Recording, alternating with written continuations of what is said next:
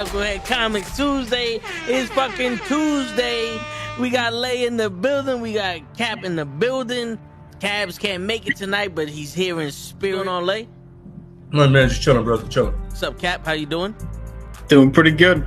Is that and the father goes shamefully? That's my son.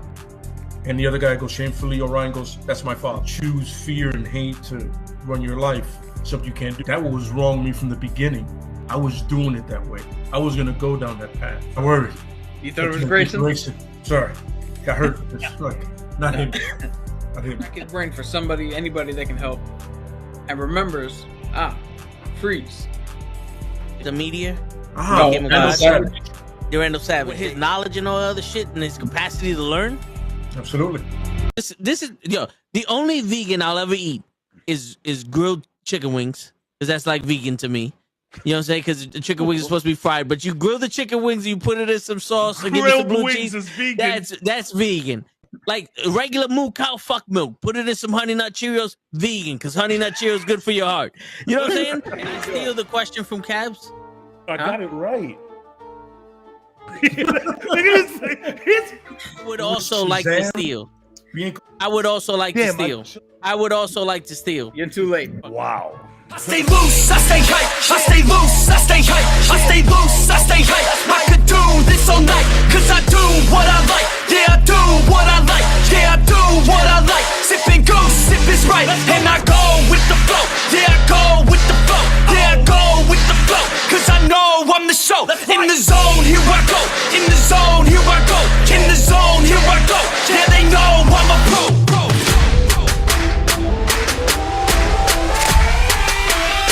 Let's go, let's go!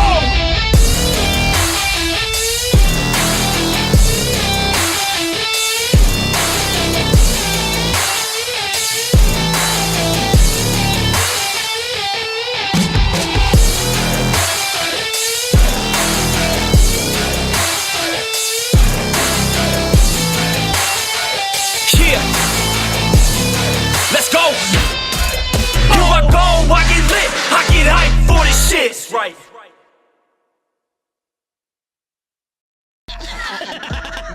Word. He be like, I got a left elbow and a right elbow. I can break your face with an any elbow. Make sure that you get elbowed in your elbow with an elbow. Got the arm ball, get the phone ball, get around with the bomb with the bomb ball. Daddy's gonna take you to Jersey Shore. What the fuck is it?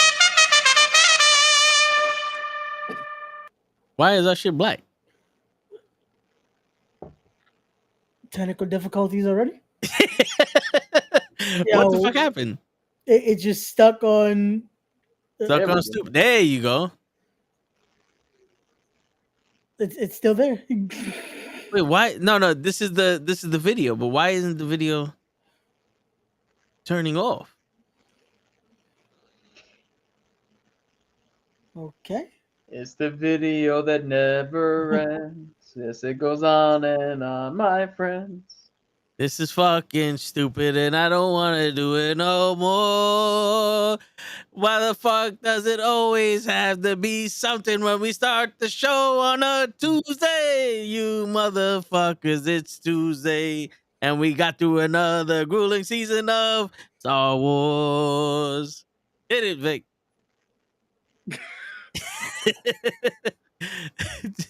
I don't know what the fuck happened, but we're live and in living color. I was gonna say it's fucking time skipping and shit because we're about about Lokie. Shit. Dude, when I heard the music, I was like, "Oh, is show coming up? Is that the whole thing? We're revealing him?" Like, I was like, "Nah, you think he's gonna show up 2 days in a row, fucking early?" Nah, he barely showed up one day in a row. Hooday! Yo, I can't believe he fucking fell asleep on us last night. Yeah, I could. My son was drinking Incredible Hulk like 9. He was drinking out of an Incredible Hulk cup. I thought he was actually drinking Incredible Hulk. I don't know. I don't know what that means, but I'm pretty sure he wasn't doing it. That's Hennessy and fuck. What do you mix Hennessy with to make Incredible Hulk? Fuck. I forgot what they sleeping pills. Nah, it's something else in there. Shit, the hell do you mix? Hold on, but didn't you fall asleep on a Raw watch along once? multiple times.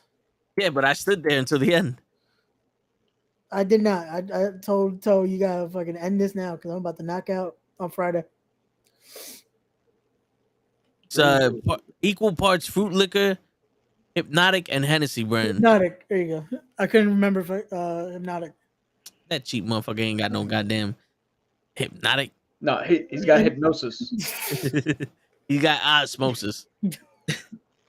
But hey, yo, listen. We got through the entire season of Ahsoka. Yep. And I don't think it's possible to end the season without having the season. Like, my man, yo, they legit was like, oh, we gonna have a season 2. Yeah. Whether you watch it or not. But the problem with that though is they could have done it in a way where, hey, we leave off, so now you want a season 2. You don't have to not give us anything to make us want to watch a season 2. Yeah. Like, come on.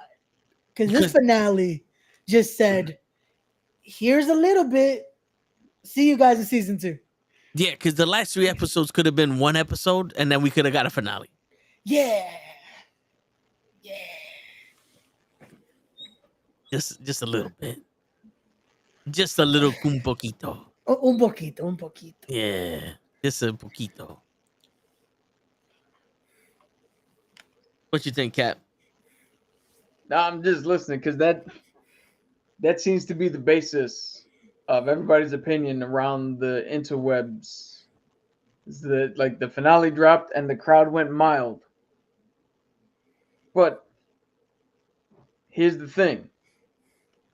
As you guys are like, oh, they gave us a little bit. Yeah. Thrawn is on Dathomir with what presumably is a whole bunch of fucking dead witches. That's going to be a fucking massive problem leading into the movie, which could possibly be the heir to the Empire based off the book, which means Thrawn is now going to have to deal with Luke, which that potentially sets up something huge. Balin saw the Mortis gods. He saw the Father and the Son, and there was a beacon in the background pointing them to either a way to get to Mortis itself, the planet where they are, or to get to talk to maybe Abeloth or the Father or the Son or some shit. So where you guys are saying, oh, they only gave us a little blah blah. Yeah, it looks like that. But in actuality, they gave us a lot. They just didn't give us a reason to be like, that is exactly what we want to fucking wait for next season.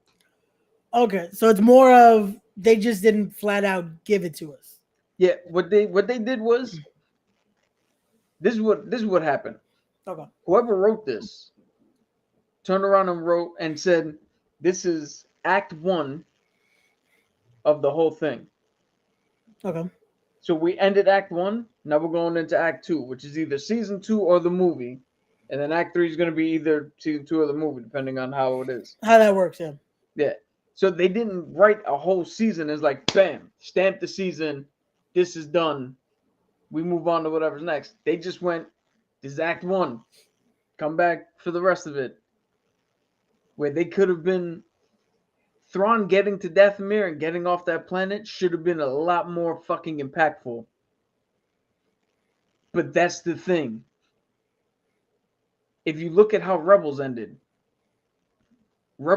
with Thrawn trying to win, and Ezra just, the whales caught the ship, and Ezra just force held them, and they floated off into nothing.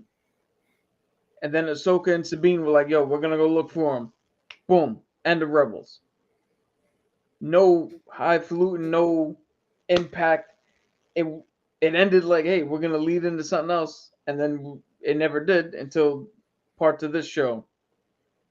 So Dave Filoni apparently has a definitive problem with ending impactfully and just going, well, here's the ending, and it's going to lead into whatever. So you know what the biggest issue with this, with the last 3 episodes, and the reason why I say they should have been 1 episode Yeah. is because I genuinely believe, with 100% of my soul, that if Thrawn would have never fucked with Ahsoka or Sabine or Ezra, everything would have went smooth and copacetic. They wouldn't have fucked with him. They didn't give a shit. Sabine didn't give a shit about him. There was no talks of Thrawn. It's just, how you doing? I'm doing all right. Got rock people around me. How's your mother? Tell hello to your mother for me. Oh shit, Ahsoka's here. Noise. And Thrawn's like, well, now that I know who her master is, I'm gonna send people that she could fuck up easy to piss her off to bring her here. Because I'm always 3 steps ahead of her. I'm gonna bring her here, and I'm gonna have to fight people, and I'm gonna lose half my fucking army. And then we're gonna bring them back from the dead, and we're gonna keep them in this planet, and nothing's gonna be accomplished except for me going to the galaxy I'm supposed to go to. And then Ezra is like, well, now I'm on the plane, and now I went back to my people, and my people's like, Ezra, oh shit, you go get your shit and leave. Like, not even my nigga. Oh, Yeah, what is it with like cold reactions? Like, if I just seen someone that I haven't seen in a minute, it's like, yeah, just so, like, not even we thought you was dead. At least, like, or where's Ahsoka and Sabine? They went to get you. Did you see them? Or have the baby Yoda. Jace sitting there like, I knew it. Like, just something. Like even Chopper, who's the most animated character in that whole show, was like, who's this? Hey, and then turned around and was like, yo, I think this is Ezra. Yo, bro, Finn was more excited to see Rey, and they never left each other. Yeah, here's the weird thing. I sat here and said the first 2 episodes were okay, didn't feel right. Then 3, 4, 5, 6 happened. I sat here and was like, yo, this is getting better. That each episode is better than the last. And I went back because I was looking for something else, but I went back and I saw what I said about the first few episodes. And the you can go back and check the tape. The first thing I said was, all these guys with these crazy theories and this show's gonna save Star Wars and this show's gonna do this and Dave Filoni's gonna do this. I sat here and said, I don't think this is gonna go the way they think. And when it doesn't, it's who knows what the fuck's gonna happen as a result. And I was right. It did not go any which way we thought. And because they played Thrawn correctly, but sometimes playing things correctly is the incorrect move. Because Thrawn is too subtle. So Toad just did a whole monologue right there about how Thrawn sent people and did all this, and if he would have never did shit, they would have never. Thrawn did exactly what the fuck he wanted to do to keep the major threats in that universe and get everything he needed back to our universe. Because at the end of it, he's on Dathomir. He's got everything. Doesn't matter if Ezra is with him. They can't, in his mind, they can't stop him right now. They don't know what's coming. Ezra doesn't know what's coming. So he's no use to anybody. And the biggest threat to him, Balin, Shin, Ahsoka, they're in the other galaxy. Because as of right now, we have to assume he doesn't know Luke. Yeah. because I believe Rebels happens before Empire Strikes Back. Because they're still part of the Rebels shit. Yeah. This is early on. So Luke, what do you call Darth Maul even went to Obi-Wan, but he was on Tatooine, and it was the Allen Guinness Obi-Wan. He still hadn't left the planet yet. So Luke hasn't done anything to Thrawn's knowledge. So he doesn't have the foresight to watch out for Luke. So all of his threats he won. The only difference is when Thanos won, we visibly saw the win. We saw everybody get dusted. Here, there is no visible representation. We just know he won. And it's the correct thing to do with Thrawn because he's not braggadocious, he's not showboaty, he's not gonna sit up on his pulpit and fucking bang his chest that he won. That's not what he does. But it's not good visual storytelling. It's, I guess the best way I can compare it, I guess it is, it's almost a long-term storytelling here. It's the wrestling way of just, Yeah. you'll get this now, but just wait till later. Because then you're going to be like, aha. You know, You know what the problem is? good. This is the problem. Thanos won because the entire movie and the entire world that knew Thanos was we have to stop him no matter what. Bruce Banner, Thanos is coming. Who the fuck is Thanos? I've heard of him. We need to protect the stones. He cannot get the stones. We got to kill Vision to stop him from getting the stones. Everyone stop him from getting the stones. They risked life and limb to not have him get the stones. When they all got the stones, all their sacrifices meant nothing because and half of them were gone. This one was, we'll see what happens. If he gets back, it's okay. The Force, shit happens. The only one that gave a shit about anything was fucking Huji. Johnny Five. Hu Yang? Hu Yang, yeah. He's the only one that gave a shit about anything. Even Ezra didn't give a shit that Thrawn. It's like, oh, what, Thrawn's doing what? I don't even think he knew what Thrawn was doing until fucking Ahsoka got there. No, and they're like, no clue. They're like, we gotta stop him. And everybody's like, all right, let me get a lightsaber. We're gonna just ride like the wind, Bullseye. No urgency of time. No, they brought him here. They were able to get here. They can get back. Let's go. Hu Jing wasn't awesome. Let's get some tactical shit going on here. We're just gonna ride like the wind. They got Russell Wilson out there. Let's ride. You know what I'm saying? And he sends the Night Witch with the sword, which I ain't gonna lie. Everybody talked about the choreography of the fight scenes and all other shit.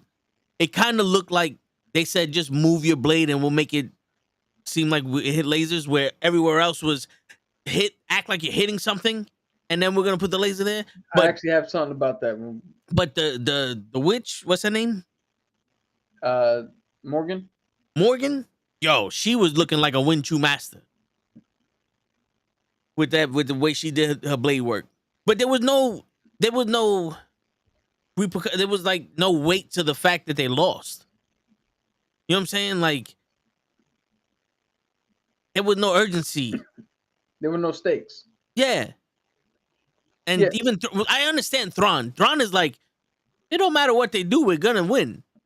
But at what point do these people go, we gotta stop? Anakin would have been like, yo, we ain't got time for this shit. We gotta stop his ass. Yeah, but that has to be the fact that Dave Filoni is an animation writer. And in animation, you can get away with that. You can get away with that in animation, because in animation, we accept way more, because we know what the jig is. We know what it is, and it doesn't translate well in live action. And to the thing with the fights, the choreographer was saying that the reason why the fights were lacking is because Disney and Lucasfilm developed this thing called the volume, where instead of being on a big ass soundstage with green screens, you're in this little fucking dome, and they can project anything there. So you could stand in one spot with a little bit of sand at your feet, and they can project the Sahara Desert behind you to such a high degree that it looks like you're standing in the Sahara Desert with the correct lighting and everything. But it's a smaller space. So the choreographer was saying that they don't have the room to do all the shit that they wanted to do. So they had to choreograph for a tighter window of fighting. And that hindered the choreography they can do. But I never thought the choreography was that bad until this last episode. Because it doesn't even look good. Like, it, to me, and again, I'm just some dude sitting in a room. But Ashoka, Rosario Dawson, when she's trying to block and deflect the blaster fire, it doesn't even look like she's aiming for something. Yeah. Her blade out in random places, and then they had to put the blasters there, as opposed to, if you remember in the first episode, Balin walking through. Balin, Yeah. if you watch, if you really pay attention, it looks off. If you don't know what's going on, Balin's using the Force to predict where the lasers are going to be, so he's already ahead of them. So when that blaster comes, he got that one. He can move to the next one. He knows where it's going to be. Here, I'm not going to lie. It looked like if I was trying to choreograph fucking blocking blasters. And I'm going to do this. The fights looked off. And I'm sorry. Everybody on the internet has got to make a decision now. Because my whole life, even now in my 30s, we were told, what were we all told? Star Wars is for kids. Right? It's a kids thing. It's a kids thing. George Lucas said Star Wars is for kids. Everybody, Star Wars is for kids. All right, we got to make a decision. Either we're going to accept that and move on, or we're not going to accept that and say, fuck the kids, make this shit for us. Because every single person is complaining lightsabers don't do shit anymore. Why aren't they cutting these zombies in half? Why aren't limbs coming off? Why ain't doing that? It's for kids. You can't hack and slash motherfuckers up for kids. Lucasfilm, when it was independent, was cutting limbs off left and right and fucking beheading Jango Fett and all that shit because it was independent. This is Walt fucking Disney. Yeah. Disney's not going to do that. So, are we going to accept the fact that this is once and for all truly just for kids? And we just so happen to grow up with it and there's things we can extrapolate from it? Or are we going to sit there and just try to get them to realize, yo, fuck the kids? They don't know any of this shit. They're not the ones watching this shit. They're not the ones buying any of the fucking things. Like, I think that's the reason why, though, because they're hoping to market it for kids. They're hoping to market the figures, the lightsabers, all that. Meanwhile, I just had this conversation with Toe off air. I didn't truly enjoy Star Wars and the whole atmosphere of it till I got older. Like, see, I was a Star Wars fan from jump, from the first time I saw it. yeah. But to your point with the figures and shit, there's reports that the actual action figure line and the secondary merchandising market for Ahsoka specifically is damn near non-existent. Somebody in Disney made the decision not to put that much behind this show and merchandising And the assumption is that they knew it wasn't going to hit the way everybody thought. Because if you look, I think in the report they were saying that the latest figures that you can get that are not the actual collectible statues essentially, but the actual action figures, if you really pay attention to them, they're actually just reprints of what the Ashoka figures from when she debuted in The Mandalorian. They're not even brand new Ahsoka figures based on the show now. So if that report is 100% true, that's fucking disconcerting. That's almost a fucking death knell. Because if you're not even going to put marketing behind it, if you're not going to put the action figures and all the other shit, which that's what made George Lucas sell this shit for $4 billion. It's not the 6 movies. It's all the fucking figures and the video games and the shirts Legos and the books. That's what made it so fucking. That's what made it worth so much money. And now we got viewership numbers after the first 4 episodes, because Nielsen ratings are always behind. So we're not going to know the full brunt until a while now. But the first 4 episodes, they're slightly better than Andor. Andor within its first 4 episodes is the worst viewed Disney Plus Star Wars show. But here's the funny thing. It's the best reviewed Disney Plus Star Wars show. Everybody who's seen it loves Andor. And Ahsoka is barely doing better than that. Book of Boba Fett, miles ahead. Obi-Wan Kenobi, miles ahead. And by the time we got to the end of those, it had flipped, where everybody's like, yo, those 2 shows aren't good. Yeah. So now we got this here where which I still don't know. And when we get to the end of this, everybody's, for the majority, everybody's like, even people who love the episode are like, this is okay. I've not seen one person who's like, this is the best series Star Wars has ever put out. Not one person is saying that. That'd be delusional if they did. Yeah, not for that. Yo, one, I liked Obi-Wan Kenobi. I don't see what's wrong with it. But this is the problem, and I'm always gonna harp to this shit. They did not give this show time to grow in any of the episodes. Yes, they gave you the bare minimum what you need, but that was what it was, the bare minimum. I still need.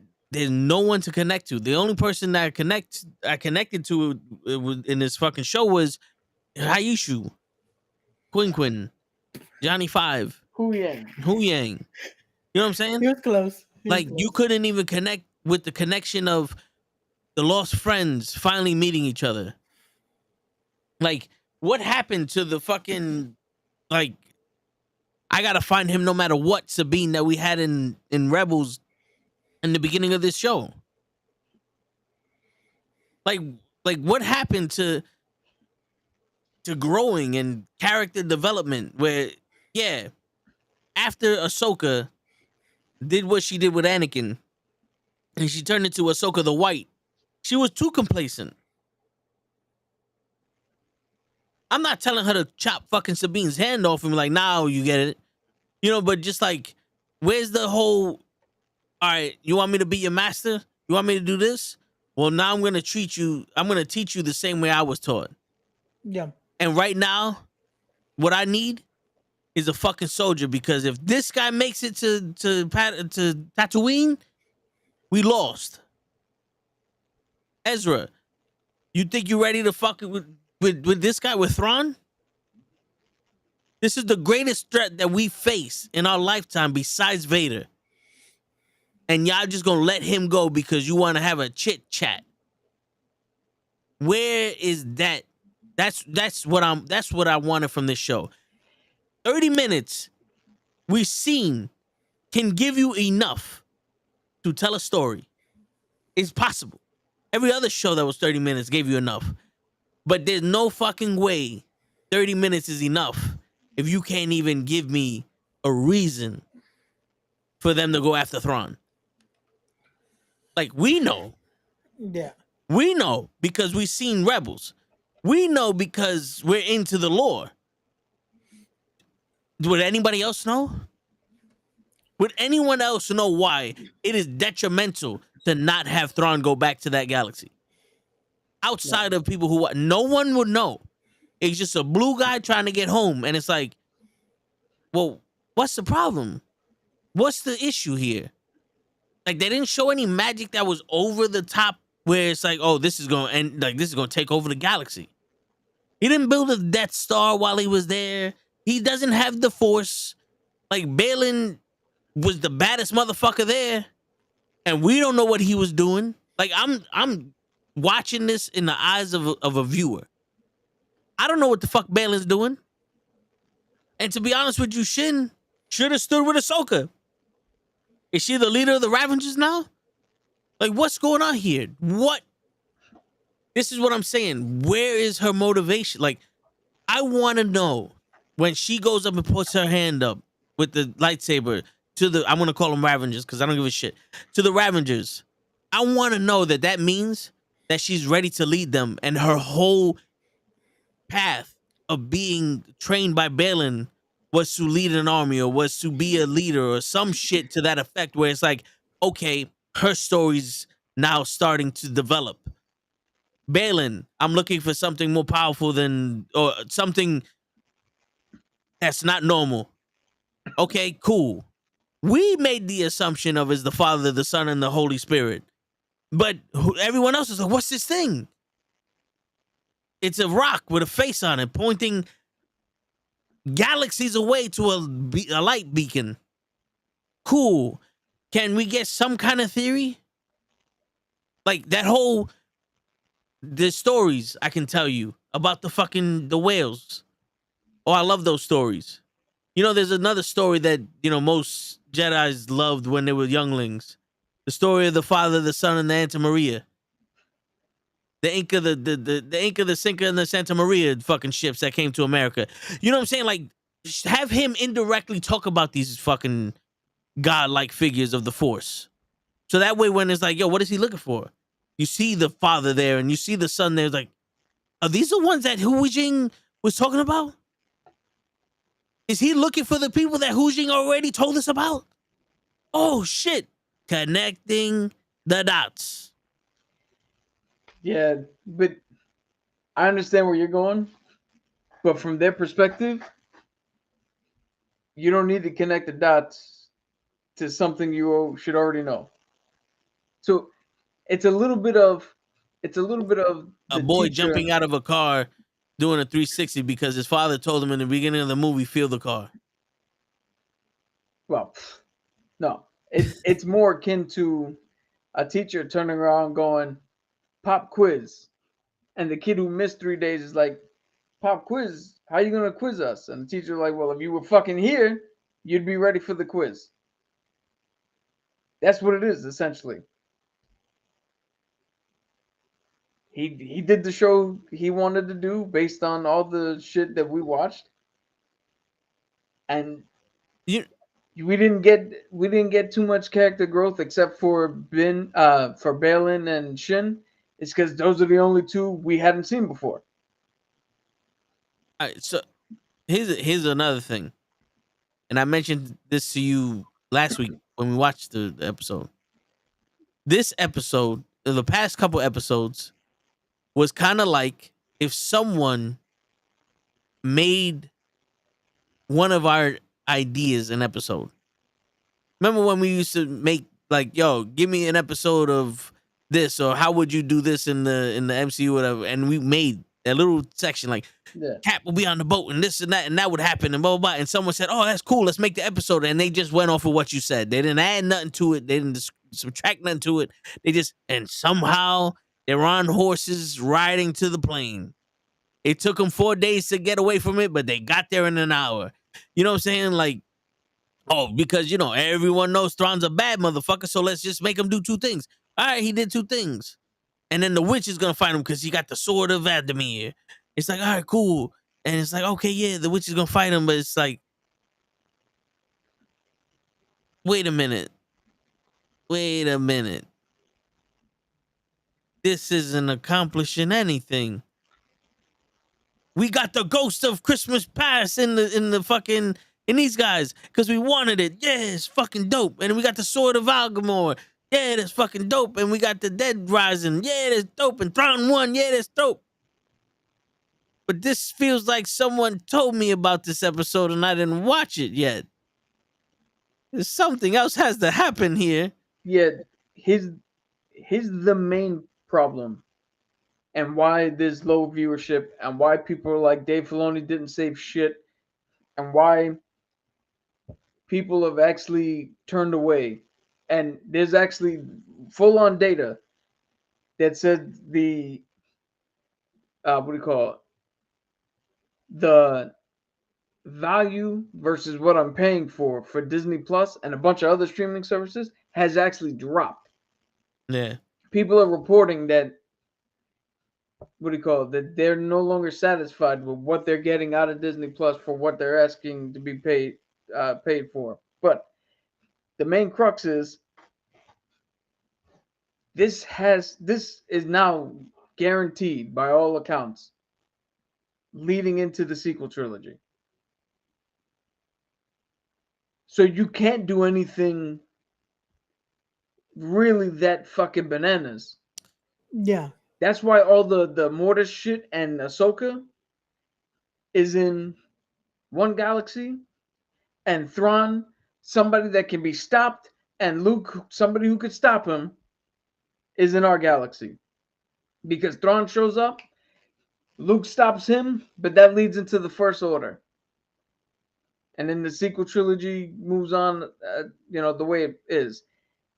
And again, whether you like the sequel trilogy or not, it's, to me, always a detriment for you to go, hey, here's how it ends. Let's go back and fill in some of this shit.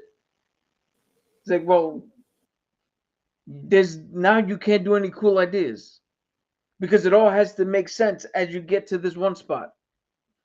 As opposed to maybe you didn't do the fucking sequel trilogy the way you did it, and you either do what George wanted to do or a fucking completely new thing, not just rehash the same. Yo, I brought it up last time, but I'm gonna bring it up again. A New Hope. Young kid finds out what the fuck a Jedi is. Takes steps to fucking stop. What do you call it? Takes steps to stop the fucking Empire. They blew up the what do you call it? The Death Star again. The big fucking death planet. How? Shooting one goddamn piece of it on the inside. Again, the same exact fucking thing. Step 2. Our hero now goes and trains for 3 days. Hears that his friends are in trouble. Leaves. Shows up. Has a big revelation. Loses to one dude. Now we got a big battle coming up for the third movie. What happened in fucking Last Jedi? The bitch ran out and trained for 3 days with some old dude. Heard her friends were in trouble. Fucking left. Came back. There was a big revelation. Your parents are nothing. Snoke is a puppet. They lose. Set up for the fucking battle of the third one. What happens? Emperor Palpatine's trying to turn the hero. Trying to get him to join the cause. There's a big war happening. This is the fucking final battle. Good guys win. The Emperor dies. And everybody's go home happy. What happens here? Motherfucking Emperor's back. He wants the fucking good guy to join his cause, strike him down, join us. A big fucking war happened. Like the exact same thing happened. We didn't get anything new. And now you're telling me that all this shit has to lead to that. Well, then there's only one road you can go down. You can't give me fantastical fucking shit.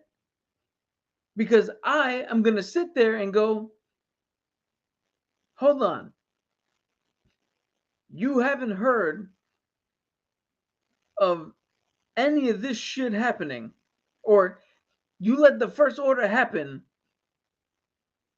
despite the fact that Thrawn came back and Luke had to go stop him. And so, like, they're going to have to walk a very tight line to make everything match up. Or you're going to have to just sit there and go with Leia in charge, or with Leia trying to get in charge of the New Republic. They are so fucking woefully incompetent that even after Luke beats the shit out of Thrawn and stops him, the New Order still springs up. Or the First Order. Listen. Everyone knew what happened with Rogue One. But that's one of the best movies they made. Yeah. But Rogue One, here's the difference. Right? We know that somehow the rebels got the plans to the Death Star. But they never showed us how, right? Rogue One did something that no other Star Wars did. They actually put us in a fucking battlefield. It wasn't about a Jedi and a Sith. This was the war part of Star Wars. But what did it do? All the heroes died. Everybody had to die because they weren't in the next movies. Everything had to lead up to Leia getting the plan. So as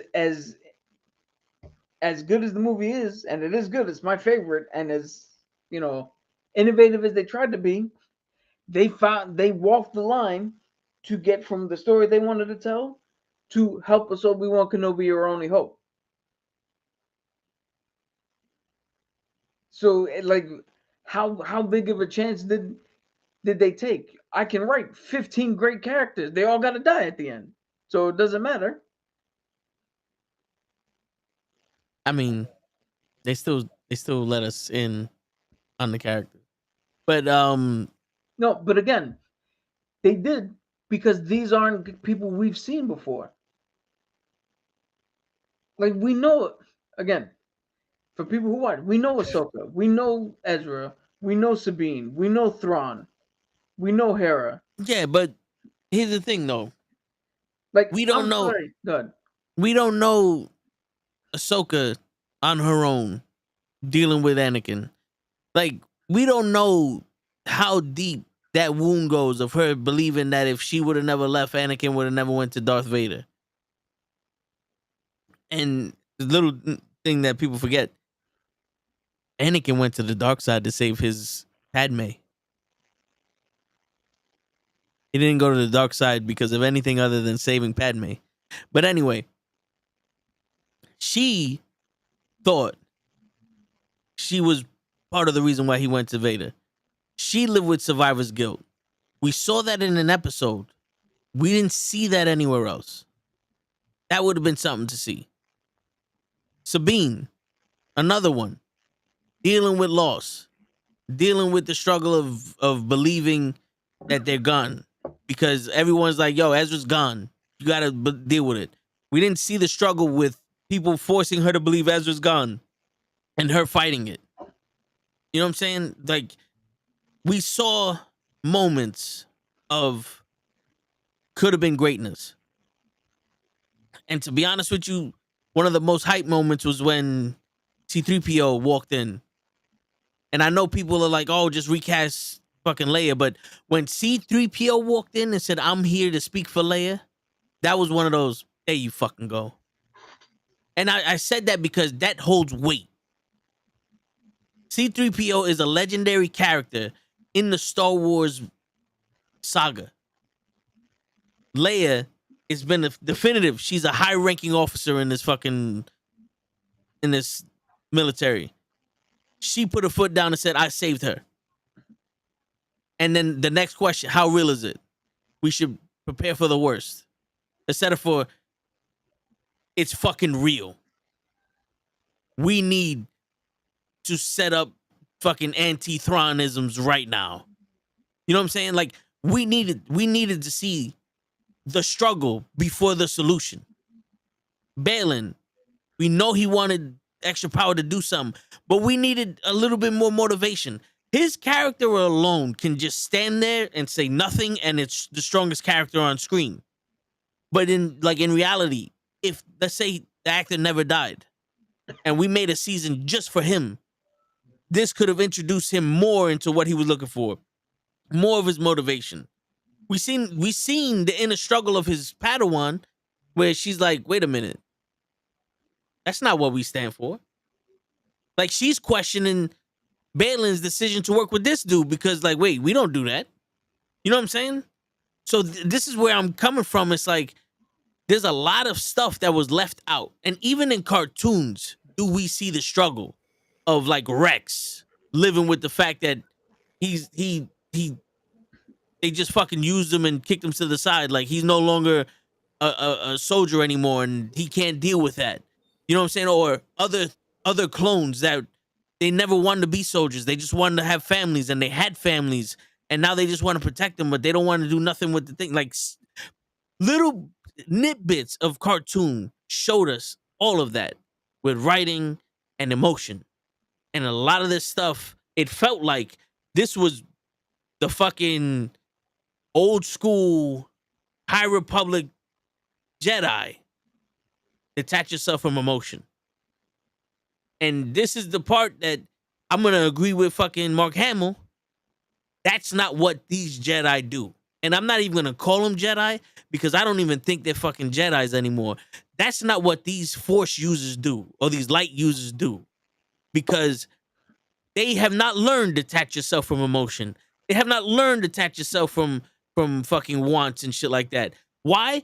Anakin treated Ahsoka like a fucking kid sister.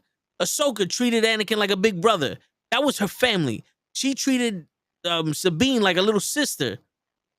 And Ezra as a lost friend and shit like that. They had attachments to each other. They had that ride or die shit for each other. Luke never grew up with the fucking get rid of your detachments. He attached so quickly to Han Solo and Leia and Chewbacca that he risked his life to save them off of his own volition. And now all of a sudden, devoid yourself from emotion and attachment. She couldn't give a fuck if Ezra was on that goddamn galaxy. The most, or the second most after Sabine, would have been Ahsoka. Oh, well, technically Hera, but I get your point. Yeah. That's the problem. You say, yeah, we're supposed to know these characters. Problem is, I know these characters, and that wasn't them. Well, yeah. Do you know why that wasn't them? Because, see, the last episode of Rebels, Ahsoka was already Ahsoka the White. Sabine and her were already like, yo, you ready to go? Let's rock. And they're going to go find Ezra. This went the line of, and I said it again in the first episode, when I was like, oh, this is going to be like Rebel Season 5. And then we get it, and I'm like, I don't think I wanted a Rebel Season 5. And what's everybody saying now? The consensus is this should have been Ahsoka's show. This shouldn't have been Rebel Season 5. But you got the dude who wrote Rebels. You gave him a show. What's gonna sell more?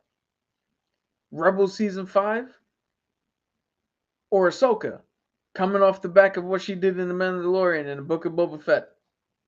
Ahsoka, my opinion. Yeah, so you slap the name on it. This is the main problem. This is the main problem with Disney Star Wars. And you can go with all of it. It's the bait and switch. Oh, The Mandalorian is about a bounty hunter who's a Mandalorian. Kind of like Boba Fett? Yeah, kind of like Boba Fett, just the same. Nope. It's about a dude and a kid who's going to turn into a father and son. That's really what that show's about. He's not really a fucking bounty hunter. He spent most of his time with fucking Grogu. Yeah. Book of Boba Fett. This motherfucker is gonna take over Tatooine. He's the new godfather of crime. Nope. That's not the show we got. He's hanging around with the dipshit fucking Power Ranger reject kids. Obi-Wan Kenobi. This is, what do you call it? This is the rematch of a century. Him and Vader. Cool, we got that. But was he on Tatooine protecting Luke? Nope. There's motherfuckers out there with Leia running around. Yeah, Ahsoka. This is Ahsoka's show. that's another one. We know the character. Leia did not know Obi-Wan Kenobi. Like, not one thing that they have put forth is the thing they told us it was going to be. And I am including Andor in that. Because as much as I like Andor, the first episode, this motherfucker's like, I'm looking for my sister.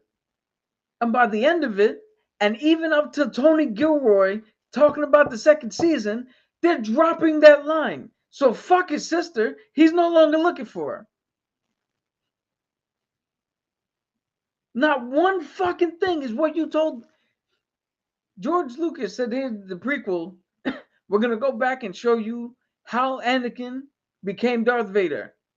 Talked about the Clone Wars. We're going to show you some of the Clone Wars. And what did he do? Like him, hate him, love him, whatever. Exactly what the fuck he told you he was going to do.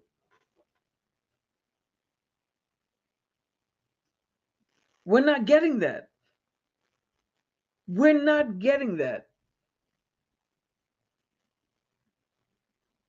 And I don't know what to do, because it makes no sense to be the only one watching a show. Like, if it's only us three who's watching it, or if it's only people watching it because they're doing a podcast and it's out and they need to talk about it. Yeah.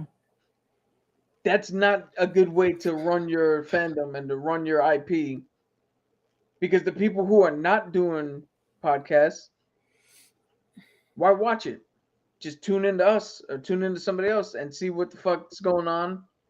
And if you like and you're hyped for what we say, then you go back and you catch that episode. But then there's no reason to watch. And I feel like that's the issue that shows like this are starting to run into. That it's basically become let me see what this person said or what this person found. Maybe I'll watch it. Because it's like, we'll hype certain things up, but then it's like we start to notice the numbers just keep getting lower and lower when it comes to these series. Like, yeah, it's a mix of poor writing. Sorry, bad writing. Again, I will bring up. You want my examples of poor writing? Because there are episodes with good writing. Episode 6, where she was in the World Between Worlds with Anakin. Great episode. Great writing. But you start off with the motherfucking captain of a fucking ship going, I know for a fact that's a fake Jedi fucking signal coming from that ship, because the Jedi had been gone for 30 years. Let's bring them on board anyway. That's fucking stupid. We bring it up all the time. You got Sabine running in there, spend this whole time trying to save Ezra, trying to get to Ezra. You get to him. Don't worry about any important fucking details that I gotta tell you. We'll get to that eventually. Yeah. Just the reaction itself, it's like they couldn't add a little emotion to it? Anything? No? Okay. Like, how hard would it have been for her to hear the around and just run, not say one word, just run up to him and hug him? Yeah. And let him be like, yeah, I missed you too. And then you know what you do? You cut to something else. Because then when you come back and they're sitting there, that should have been the end of that episode. And when they come back and they're riding on that trail and he goes, so you're telling me the Emperor is dead and this happened and that happened And she's going, yeah, yeah, yeah. You know what we're going to do? We're going to conclude, oh, good. She filled him in. Yep. You didn't have to legit have her get filled in. Like, it could have just been as easy. Save us time. Make it make sense. Come on. You know what the crazy shit is? Where I stepped out to get something to drink, but while I was still on my way. I was hearing you guys talk about the podcast people and everybody watching these shows. Yeah. It made me think. Cheap plug. If anybody hasn't watched the interview we did with NuKKle last week, go watch it. Because we got involved. We got into a conversation that not a lot of people talk about in the business, and it has to do with women. But I made a comment, and I'm gonna stick with it to comics and Star Wars and TV shows. Fans do not know what they want. They want to be sucked into your story. When you make a show trying to appease the fans, you fail. Because you leave everything else out. We got the mother, the father, the Santa Maria, and the Incas. We got that. We got Thrawn. We got Thrawn going to the other galaxy. We got Ashoka the White. We got the World Between Worlds. We got Ezra Miller. We didn't. Ezra Bridger. Ezra Miller. I'm sorry, Ezra Miller. We got Ezra. We're disappointed. Why? Where's the story? Where's the story? If you would have just told us an Ahsoka story, we wouldn't have this issue. Mando season 1 was phenomenal because no one went into it saying, oh, I hope this guy fucking does laser backflips and fights the Ewoks and fucking in chapter 2 of book 3 of the Legends of Nanagaskar, he fucking had Vermilion fucking snakeskin Vascar fucking metal that was magnetized to lightsabers, and he just bring them in and he fought with 72 lightsabers. No, it wasn't a preconceived notion of this is what we want, and if you don't give it to us, it sucks. It was just, oh shit, they made a movie about the Mandalorian, the real Mandalorian, not the Boba Fett, even though he's not a Mandalorian. Because everyone hears about these Mandalorian, now we get to finally see what they're about. That's what we got. Here, oh, Ahsoka. Oh yeah? And she's gonna go after Thrawn? Well, this better be like an extension of fucking Rebels, because they didn't tell her what happened to Rebels. And if she goes after Thrawn and Thrawn's alive, then Ezra gotta be alive. And how is she gonna get to Ezra? The world between worlds. And if she gets to the world between worlds, and the Father, the Son, and fucking the Holy Ghost gotta be in this shit too. And look at the White Owl. The White Owl's always chasing the White Rabbit, and the White Rabbit is fucking Neo, and this is the Matrix. And if you're gonna do fucking Rebels, we need Sabine. Get Chopper in there too. And now they're sitting there going, shit, the checklist of everything they want. I throw it in there. But where are we gonna do with diluting the Ahsoka story? Fuck it, this is what they want. Kids, and I'm saying viewers are kids, will give you a laundry list. I remember doing this. It will give you 15 pages of what we want for Christmas. And if you give them everything on the list except for one thing, that one thing is the most important thing that they wanted on that list, and now they're disappointed. Yep. They didn't get X. Or they didn't get the John Cena figure they wanted, or the Captain American figure that they wanted. They got everything else. That one thing, they didn't get it. So now they're disappointed. But if you say, don't write a list, I'm just going to get you shit. All right, everything you get them.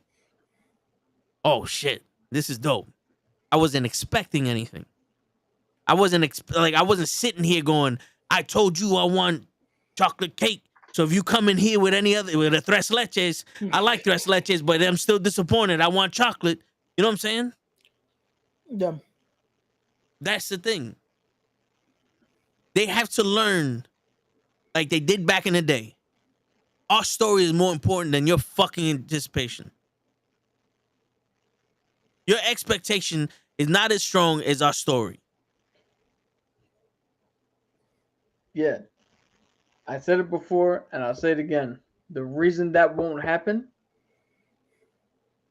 is because George Lucas did that with the prequels, and everybody who was old enough to know better turned around and went, "What the fuck is this?" Everybody who was young fell into it. Anybody who's like a real diehard prequel lover was 10, 11 years old when that shit came out. But see, Anybody who's not was old enough to know the fuck this is. So Disney's scared to do anything. no, but see, this is the problem though. You said the prequel movies. George Lucas explained everything to us in 4, 5, and 6, and then changed everything in 1, 2, and 3. That's like them going, every single person on the mission in Rogue One lost their lives, but they sent us the data for the Death Star. And then we watched Rogue One and not one person died. And we go, wait a minute. We thought it was a trap. You know what I'm saying? That's the difference. That's the difference. Like I tell you what I put on my steak. And then we go to cook the steak and I don't have none of the ingredients I got there. You're like, wait a minute, this isn't what you're talking.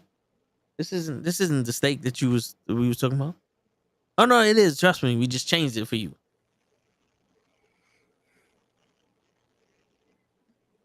Well, they acknowledged that during the Clone Wars, Taquan, where Chewbacca, where Yoda went to Chewbacca's land and actually helped fight the clones there, right?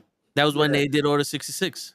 Yo, you know what else is funny about that? How the fuck Chewbacca knows Yoda and Han Solo's still like, the Jedi's fucking fake bullshit. None of that's real. The fuck you mean none of that? The motherfucker's with him.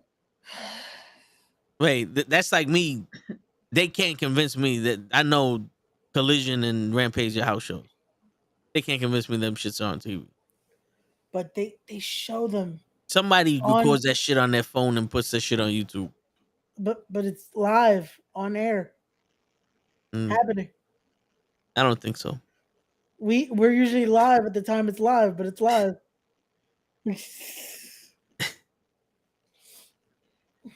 Yo, Anthony, I'll let you answer that because I think you was gonna answer Anthony's question. I honestly believe they call Rey a Mary Sue because men typically take control of when it comes to any fantasy booking or any fantasy movie with Marvel, Star Wars, all those action type, Fast and Furious and all that. And for some reason, the guys that have the loudest mouths are the biggest, are the most insecure people, and they just don't like the fact that women are a part of their lives. That's why they call them Mary Sue. That's the same reason why they ain't like the Inquisitor from Obi-Wan Kenobi. You know, she had 2 strikes. She was a woman and she was black. But I think that's what it was. Because for some fucking reason, if you can't jerk off to him, you are not allowed to be there. And I say that because no one had a problem with Leia, because Leia was in a bikini sitting next to Jabba the Hutt. Now you can answer this question. no. So this is the thing. It's all the perception, right? Luke had no idea what the fuck was going on in New Hope, but he had Ben Solo show him a little bit, put the visor on him. He was already said that he was a good pilot because he could drive sand speeders or some shit, and that he used to shoot swamp rats that were just the size of that vent hole. So he had a little bit of experience already going in. And the second one, he had actual 3 days or a few days of proper training Then he left. Then by the time he gets to the last one, it's assumed that he did even more training on his own, and he became stronger, and he fulfilled his mission. We're raising Mary Sue because she spent her entire life on a desert planet, not doing a fucking thing, but yet she can fly the Millennium Falcon. She knows about the capacitor and all that other shit. She spent a couple days not getting trained at all by Luke. Then she's strong enough to stand up to Kylo and do all this other shit. Then we get to the third movie, and all of a sudden Leia is training people, which we never heard before. She never showed any sign of being interested in any of this shit, but Leia's got a lightsaber and she trained, and now all of a sudden Rey can hear every single fucking Jedi that's ever died. When none of that happened, like where the fuck was Qui-Gon and Mace Windu and all those other people when Luke had to sit there and needed something to stop Vader? It's a perceived difference where she didn't lose at all. Luke got his hand chopped off, and Vader kicked the shit out of him in the second movie. And then he had to come back. So essentially, he got lucky in the first one, got the shit kicked out of him in the third one, came back, and was fully actualized in the third. Rey got lucky in the first one, kicked the shit out of everybody in the second one, kicked the shit out of everybody in the third one. When did she lose? Where was her hero's journey? Where was the obstacle she had to overcome? That's the perceived difference. That's what makes her the Mary Sue, is that there's not 1 ounce of adversity that she had to fucking climb. And if you want to put her parents in there, her getting over the deal with her parents, well, you made her parents simultaneously nothing and Palpatine. Yeah. So this is another thing I hate. I've heard somewhere that Leia was actually training with Luke, but she stopped training so she could become in the Senate, more active with the Senate and shit. So she did train, but then she put that away. yeah, so here's what I'm going to bring up. It is well documented that George Lucas himself has stated prequel and OG trilogy canon. Star Wars, Clone Wars, and Rebels canon. The video games, the books, and all that other, the comics and all that other shit, extended universe. He never once really officially canonized any of the other shit. It's those movies, the original and the prequel, and those 2 cartoons. And the original Clone Wars cartoon movie, but those are the only thing he ever truly considered canon. So if we go with that, with what the man says, Leia never gave a fuck about anything about the Force. Shit, she didn't even give a shit that Vader was her father. Because that never comes up. Well, I mean, she was raised by 2 loving parents. No, but the fact that Vader never even addresses Leia. Yeah. Like, once he knows, oh shit, Luke, I am your father, he never goes back and says, how was your sister or all that other shit. Never once. Did he know? Huh? Did he know Leia was his daughter? He know, I don't even know. I think he knew he had twins. No, because Palpatine told him at the end of the prequels that Padme died. Yeah, he killed her. Nothing about the kids. I don't think Palpatine knew about the kids. But he was... he had a feeling that Luke was his son. Dude, again, this is the thing, right? I've been a Star Wars fan, so this is where I wrestle with this, right? Because I've been a Star Wars fan from the jump. I watched the movies. I know most of the lore for the movies themselves and all that shit. The one thing that separates me from, I guess you can call them actual Star Wars fans, is I'm not the fucking fall at the altar or kneel at the altar of George Lucas, because I don't give a fuck what anybody says. You're standing in front of Princess Leia at the beginning of A New Hope. There's no mention of fucking familiar connection. But he felt something with Luke. So Well, again, also Luke had his lightsaber. all right, yeah, sure, he had the lightsaber. But if you're force connected, He and would have been Leia's force connected with his daughter. connected, you can't tell. There's Yeah. nothing there. Yeah, you would have been. And He would have been able to tell us. I'm pretty sure in the prequels, I gotta look it up. I think Padme says she's having twins. No, He clearly, no. I think they were surprised. I think all of them were surprised she had twins. which is something again. What the fuck good is the Force if you can't tell how many people are in the that she's carrying? I don't think he gave a shit about the kids. He just wanted to say Padme. Remember, he was getting nightmares that his kids and Padme were dying, and all he wanted to do was say Padme. So which brings me to my point. George, the end all be all being with him, even his shit doesn't fucking make sense if you hold a microscope to it Yeah. or magnifying glass. How long? Look how many years it took for them to correct fucking Obi-Wan, who didn't know the fucking droids in the New Hope, who turned around and was like, "No, Vader killed your father." And then in the second one, when they wrote in the twist, had to go back. Well, everything is right from a certain point of view, because he didn't like, it wasn't concrete when he did the first one.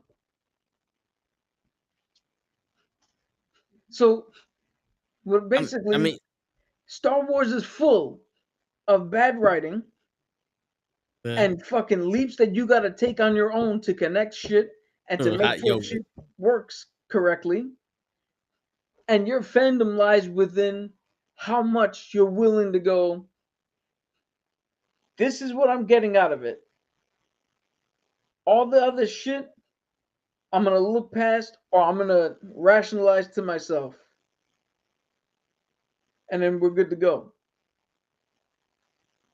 Yeah. The problem nowadays is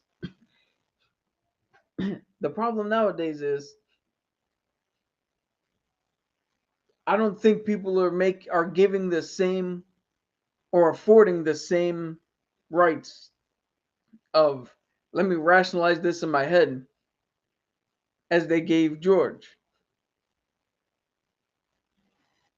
So now what do? Because I don't give a shit. I don't give a shit what anybody says. Yeah, I get it. So I'm going to bring this up. Christian Haydenson did exactly what George Lucas wanted him to do. Okay. He has the whole speech. I hate sand. It's rough. It's coarse. It gets everywhere. Blah, blah, blah. Right? That line is supposed to be delivered by a dude who was a fucking slave on a desert fucking planet his entire life. That's why he hates sand. Did that come across? Be honest. Not anybody here on the panel. If you're watching me now, or if you're listening on the fucking streaming thing, be honest with yourself. How many of you heard him say, I hate sand, it's coarse, it's rough, and it gets everywhere, and thought this motherfucker hated being a slave his whole life? No one.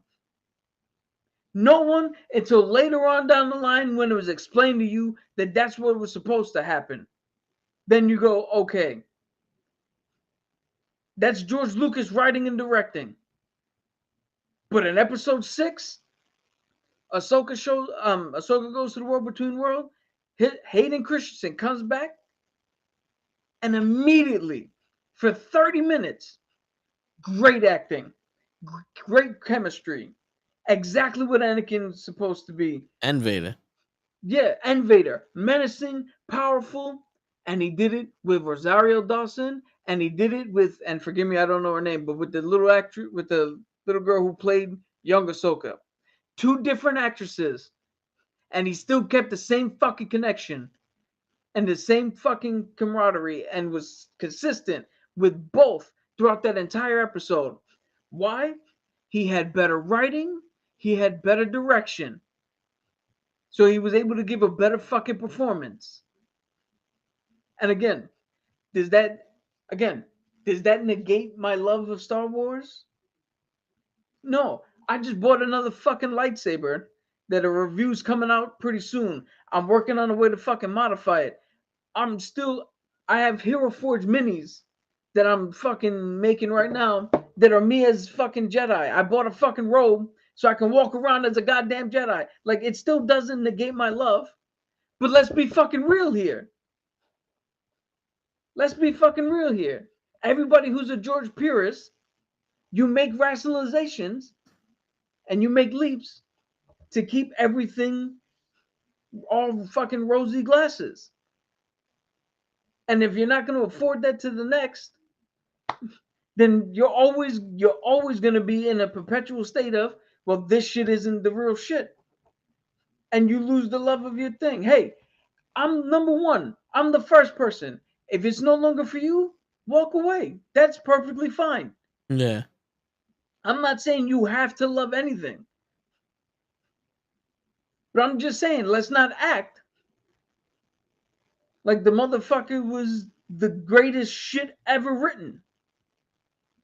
And I'll put it in this terms. I'm a Giants fan. This year we're sucking. Right? That's what they say. The coach, like, look what the coach is doing. We're supposed to have more weapons and all that shit. Oh, but last year what? Let's not act like last year's team was the fucking great team and we fell off. Last year's team won some games, but wasn't a fucking good team. We just got lucky and won some games. We took the same motherfuckers here and look what we're doing. Like, let's be real about this for a second. Let's put the fandom down. Let's fucking, as Toe would like to say, let's take the dicks out of the mouth. Word. And fucking look at everything. See, me, I was never idolizer of someone who writes a story.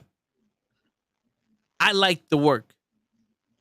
Like, I know someone famous, and if you told me his name, I'd be like, yes, that was him. Wrote The Departed and directed The Departed.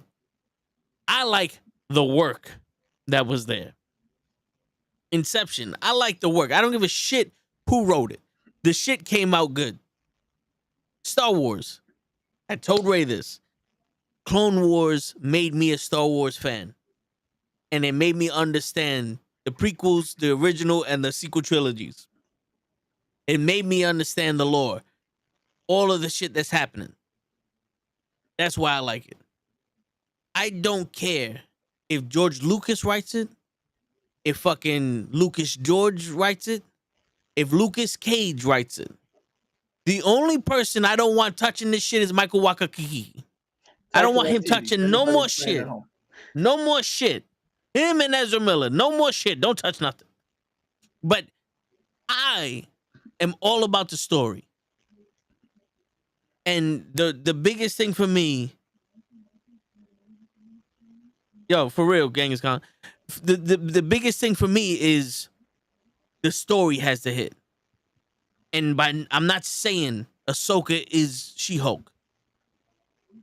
What I'm saying is this was a very piss poor excuse on why I can't get a raise.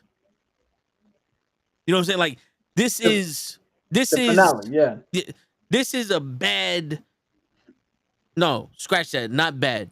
This is straight up lazy. Let's get to the fucking movie writing. This looks like Ahsoka was a hit in Mando. Let's make a TV show about it. Everyone here loves Ahsoka. We're hyped for this. This is gonna be dope. And they said, "Oh, sorry, we're not doing the Ahsoka you want to do. We just got to get a story going to get Thrawn back for the movie." Because apparently that's the way. Apparently that's the way it's going. We don't know, but that's the way it's looking. We just need Thrawn, so we're going there through Ahsoka, and we're getting to Thrawn through Ahsoka through Rebels. Because in all actuality, we don't need Ahsoka to get to Thrawn. We could have had Rebels. We could have had another Star Wars movie of just the fucking Night Sisters going to get Thrawn. Ahsoka really didn't accomplish nothing in this. The only thing they shown was that the people running the place now are stupid. And Ahsoka really ride like the wind, bullseye, and wherever we go is where we go. In all honesty. That's what it was. They ripped the fucking soul out of the whole group when they said, "Oh no. This isn't an Ahsoka story. This is a Thrawn story." And Thrawn was only in 3 episodes.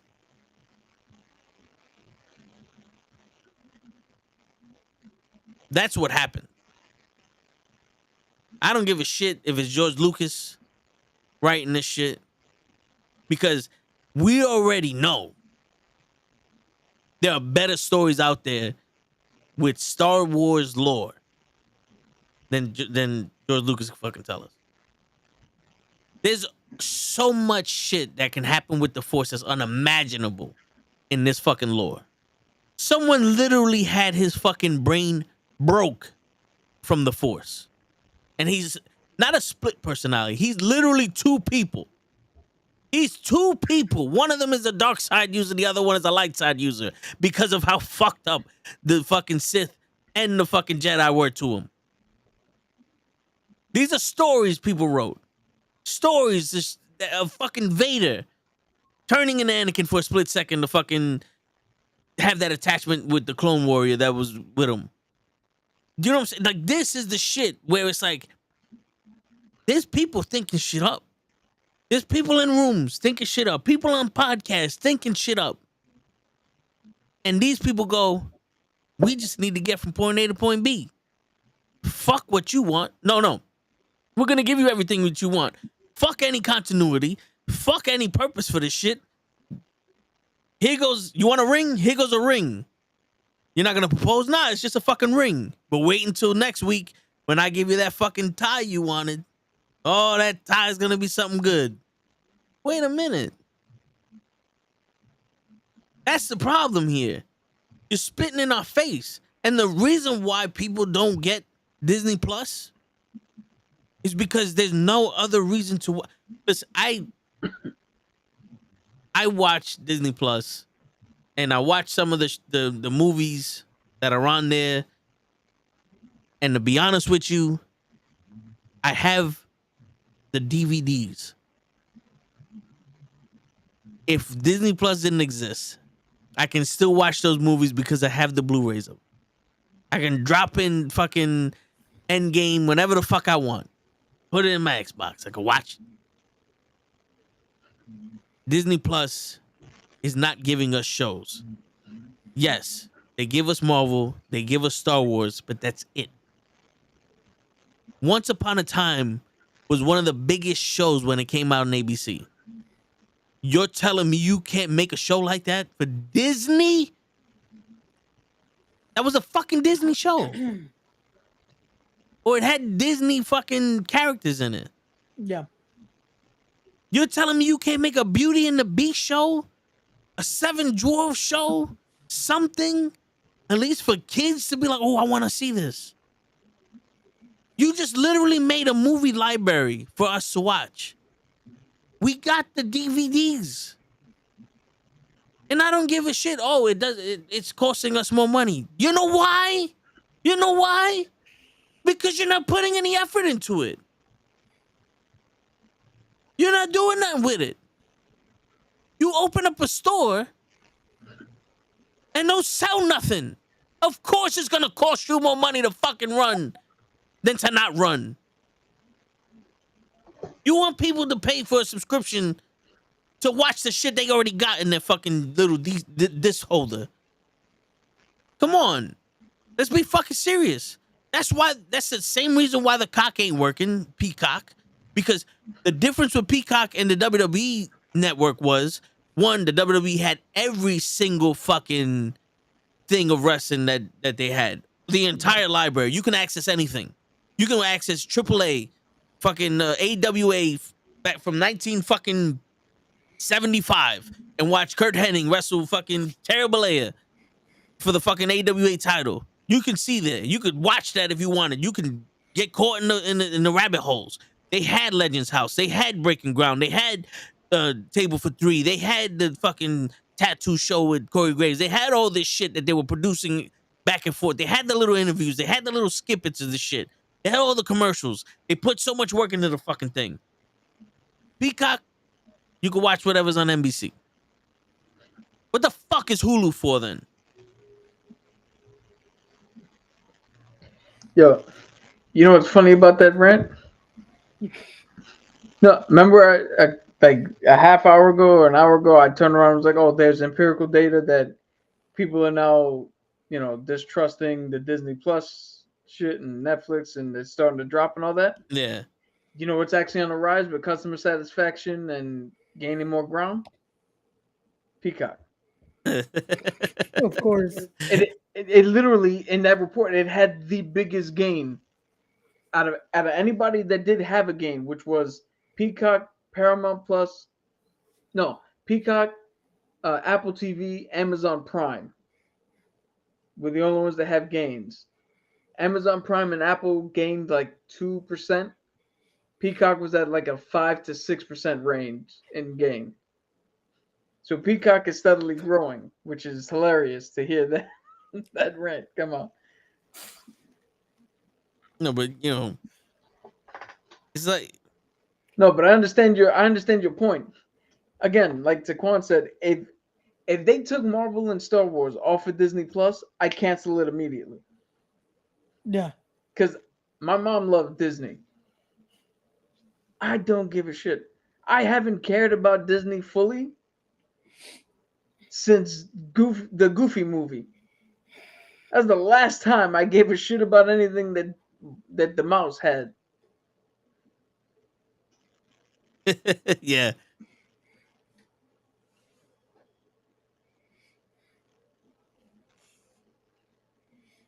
Shit, I honestly don't think. What was the last thing we saw on there that wasn't Star Wars or Marvel was Willow. Yeah. That was a I don't know what the fuck is the deal with writing TV shows where one character has to be annoying as fuck the entire time. I don't know if they're writing it that way, or if me just being old, I'm starting to be that fucking get off my lawn guy. And now any just teenage shit is just stupid. Like, yeah. No, I think it's a consensus with a lot of these shows. But no, I think Disney Plus is legit becoming if it's not that, there's really nothing else. Because I feel like we've all watched the movies that were like, oh, let me rewatch this for the nostalgia of it. Now what? Without Marvel and Star Wars. Yeah. And this is why I say more. Like, I will fight anybody. We need more. More of this, more of that, more of that. Why? Why, my good man, I must say? Because I'm paying monthly for it. Yeah. If I'm paying monthly for it, I need everything we got. Everything we got. If this was cable and this was a channel, all right, I'll wait. But I'm paying monthly for this shit. I gotta pay 6 months to watch this shit, to watch Echo? And listen, all I wanted to watch was the Daredevil fucking show. And I got it. I can't wait for I'm waiting 8 months for the Daredevil show. The writer's strike didn't give a discount for this shit. Think about it. We're paying money to watch brand new shows that come out. And they've been delayed for how long? Echo's already been almost a year. Did they offer us a fucking discount? Saying, oh, because of the writer's strike, these last months, we're gonna give you a discount. Thank you for being a loyal customer. No, they said, fuck you. We're gonna charge you more. For what? For what? To wait? This is why the shit drops. There's no more customer service here. This generation is fuck you, pay me. Fuck you. We deserve you to fucking have this. You're supposed to buy this shit. We're not supposed to have any customer service with this shit. Because everything we do, we get fuck you to us. But the problem is, when it's a recurring payment and you keep saying fuck you, I don't care what you put on. I'm not watching this shit. I'm not watching this shit. Especially if I have to pay for it. The UFC? Fuck you. This guy doesn't earn a shot. We're just gonna put whoever has the biggest mouth. Fuck you. That's who the number one contender is. They don't deserve a shot, but we're gonna give it to them anyway. I'm paying for this. I'm not watching it. I'm not watching it. Canelo. He's gonna fight a super duper middle mantum fucking atom weight guy that just so happens to gain fucking 40 pounds to fight him. Fuck, I need to pay $100 for. We know what we know what's happening. We know what's happening. I watched all of Mayweather's fights. You know why? Because they used to be on HBO. You know what HBO did? They showed the fucking fight the next week on HBO. Because you paid for HBO, they showed it on HBO. I also bought a lightsaber. It's supposed to be shipped within 5 days. We're going on 2 weeks. I had to email them where my shit is at. Do I get a, yo, sorry for the inconvenience, here goes 10% off? No.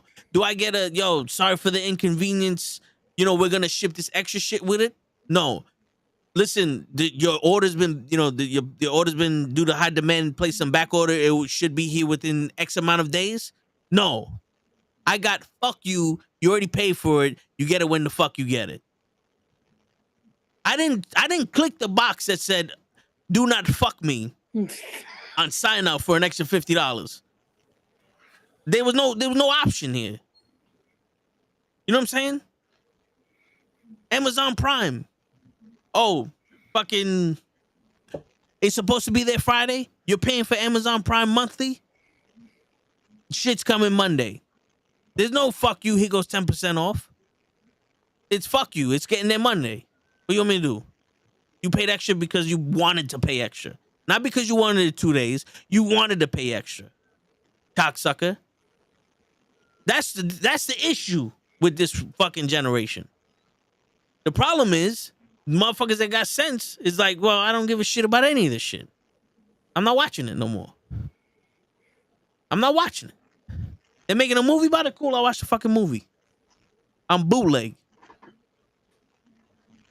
And then when we do go to watch it, the loyal people that pay every fucking month for this shit, and we go to the movies to watch the movies, we're the ones getting spit in our face. You ain't hurting the people that ain't watching it. They ain't watching it. We're watching this. How long have we been waiting for a Ashoka show, Cap? 3-4 years. Yeah, definitely since she showed up in live action. No. And I'm not saying the show was bad, but that's what we get.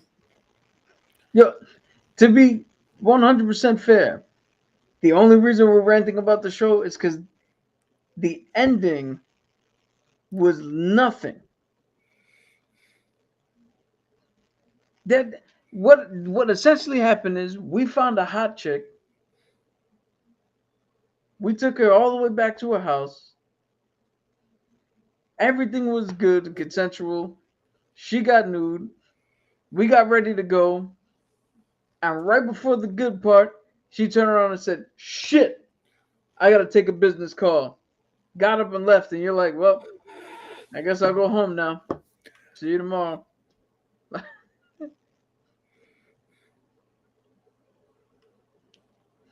And again, go back.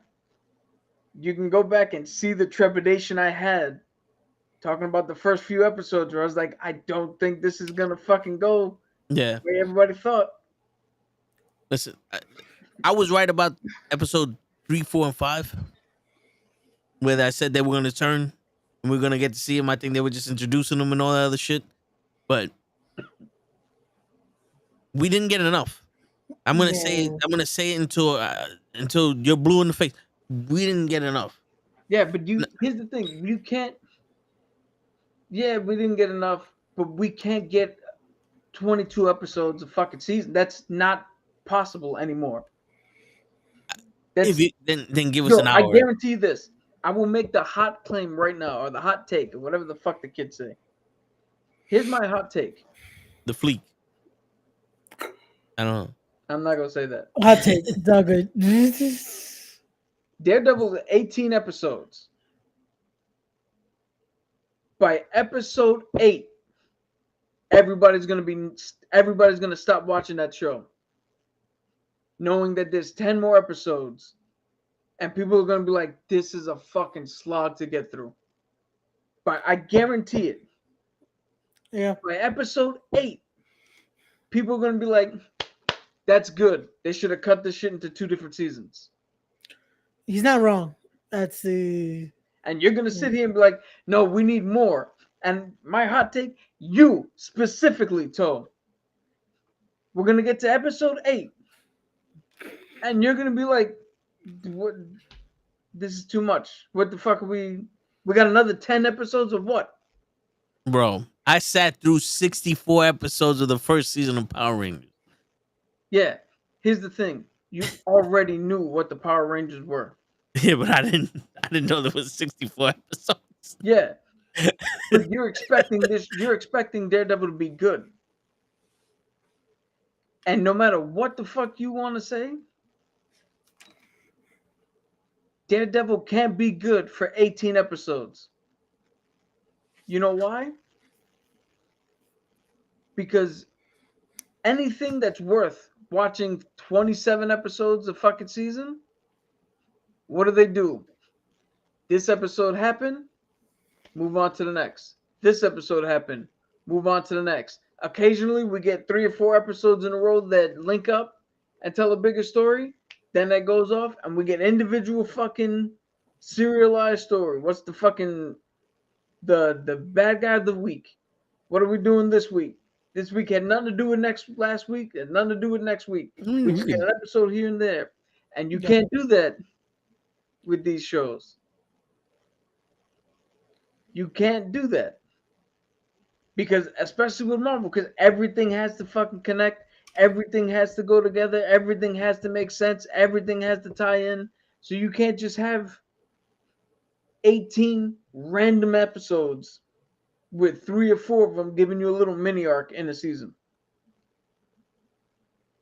Yeah, but they'll definitely give us filler.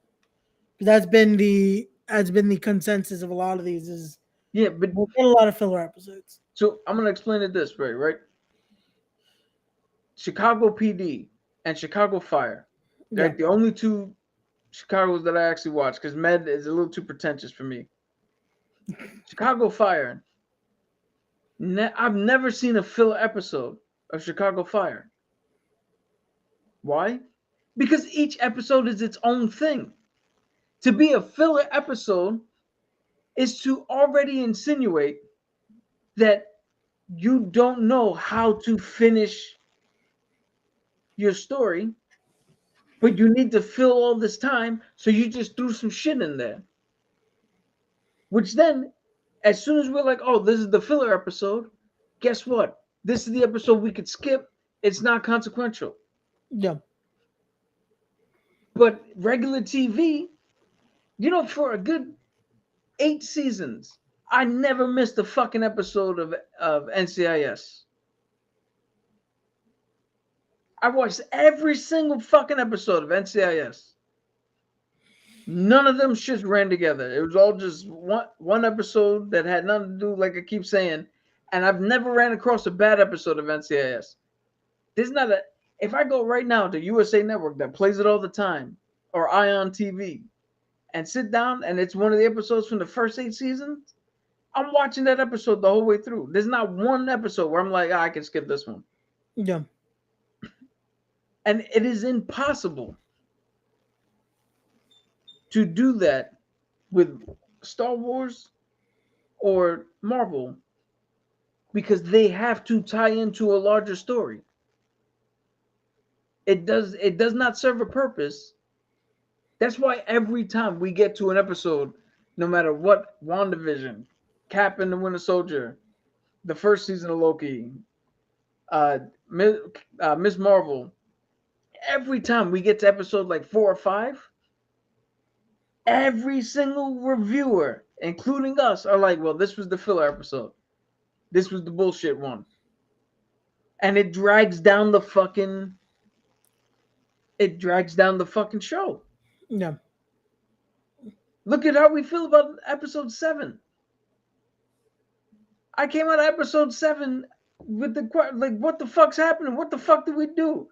We did 39 minutes and nothing happened. And what happened? That dragged down the show. And instead of being on that incline and getting to the finale, we dipped, giving that finale room to go down instead of pick back up. So yeah, you want more episodes. Well, we're going to have to make concessions then. Well, the thing with Daredevil specifically, he's also a lawyer. We can actually get some lawyer show in this. True. But now, are you willing... 18 episodes.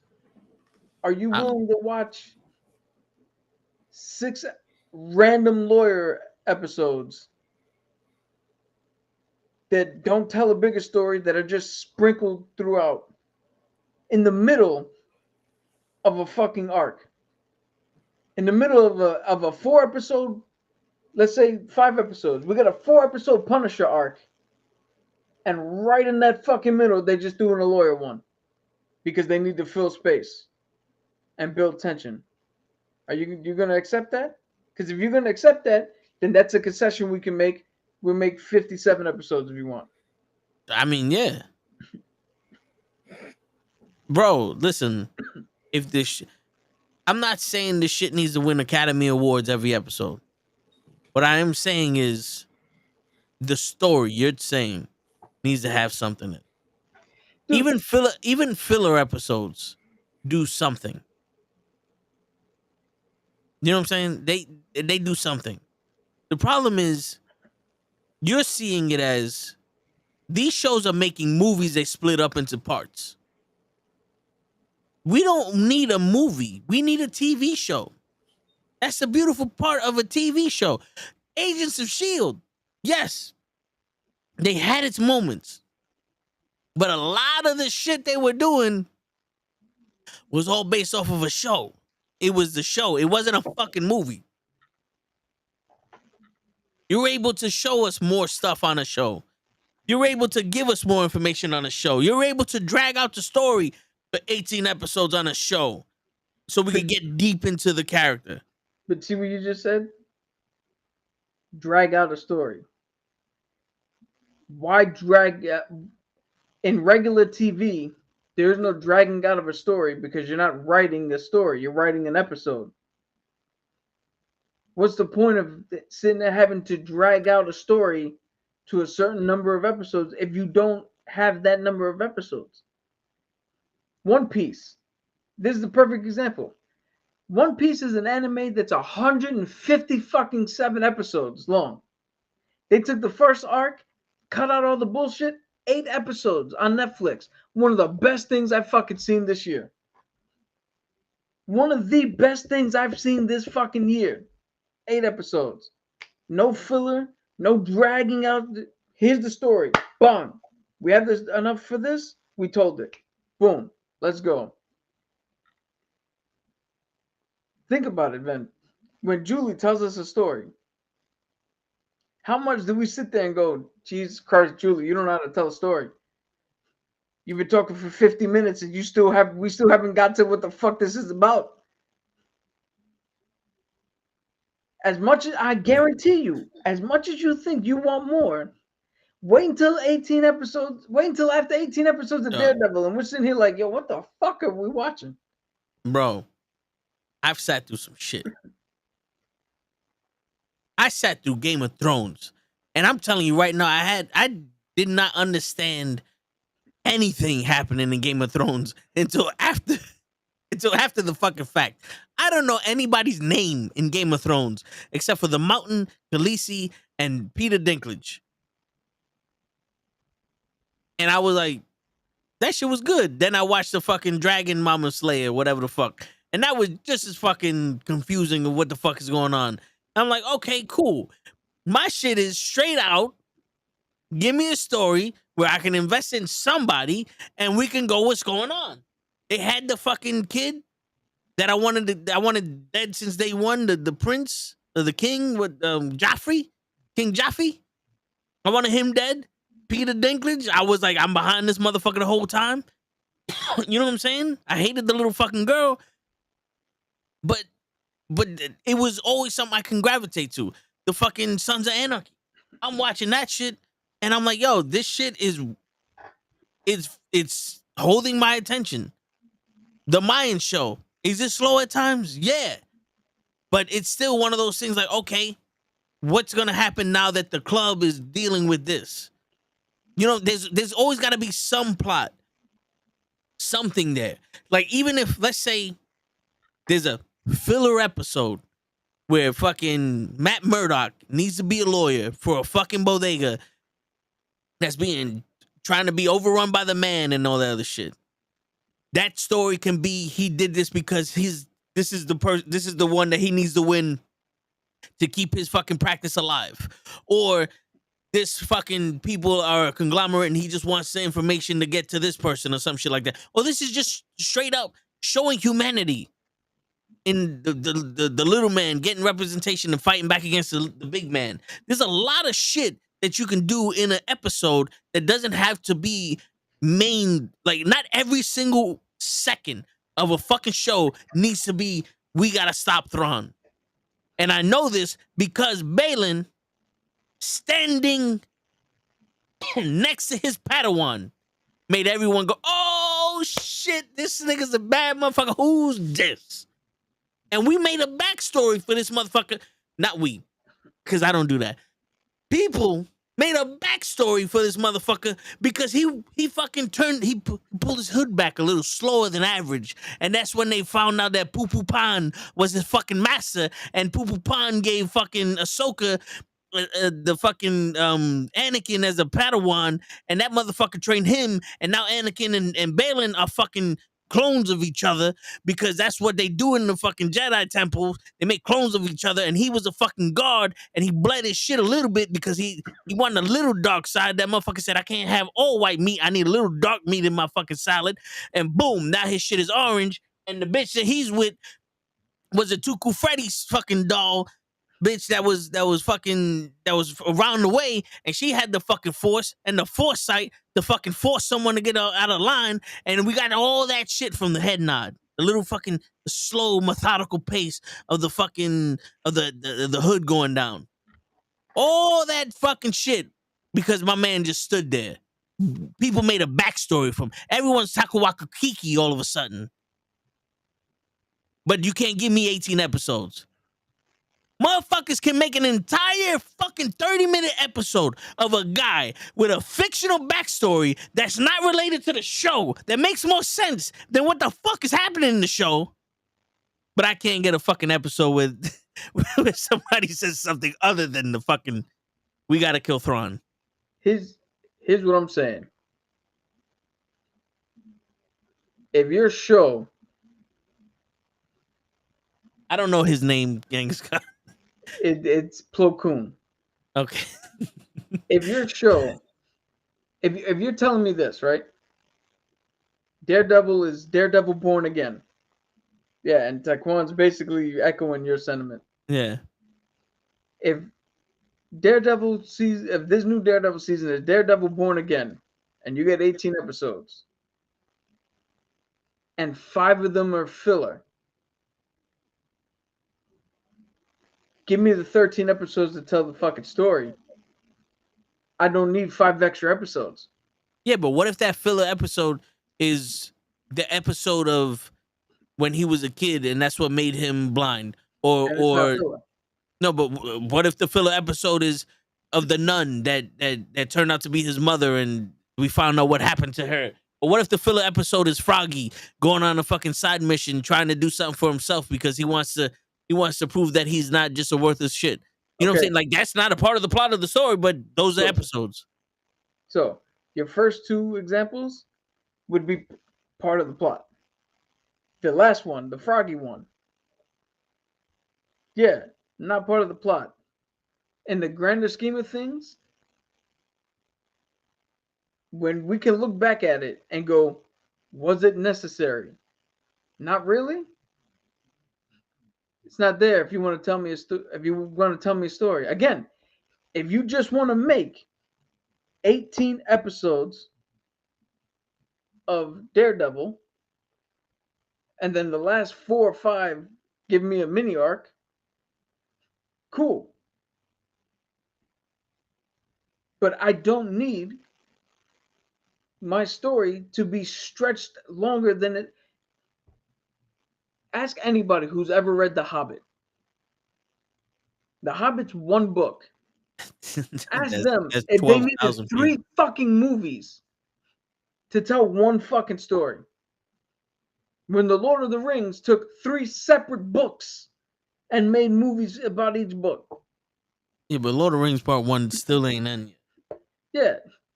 But it's one movie or one book, and they made 3 fucking movies. Ask anybody who's not a diehard or who's not a turn your brain off Fast and the Furious fan who like Toe. You mean to tell me, Vin Diesel, you got 1 movie left? You're gonna stretch it into 3 fucking movies? What are we doing? Tell the fucking story. You don't need 3 movies to tell the fucking story. I don't need 18 million episodes to tell me one fucking thing. If you're gonna put 5 episodes that are gonna be not pushing the plot forward, like I don't give a shit if you want to show me Froggy's not a fucking piece of shit. That's something we should already know. He's teaming with Matt Murdock. Matt Murdock wouldn't be, in your example, I'm going off of. Matt Murdock doesn't team with piece of shit people. You mean to tell me that you couldn't show me in episodes 1 through 4 that this version of Froggy's not a piece of shit? I got to go on a whole nother side tangent to figure out something that I already fucking know?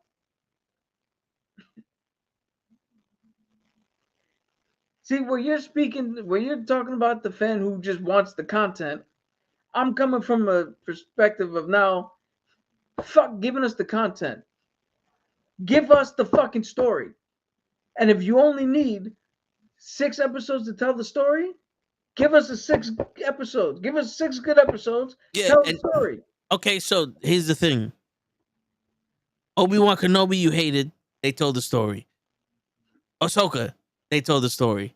Mando season 3, they told the story. Fucking All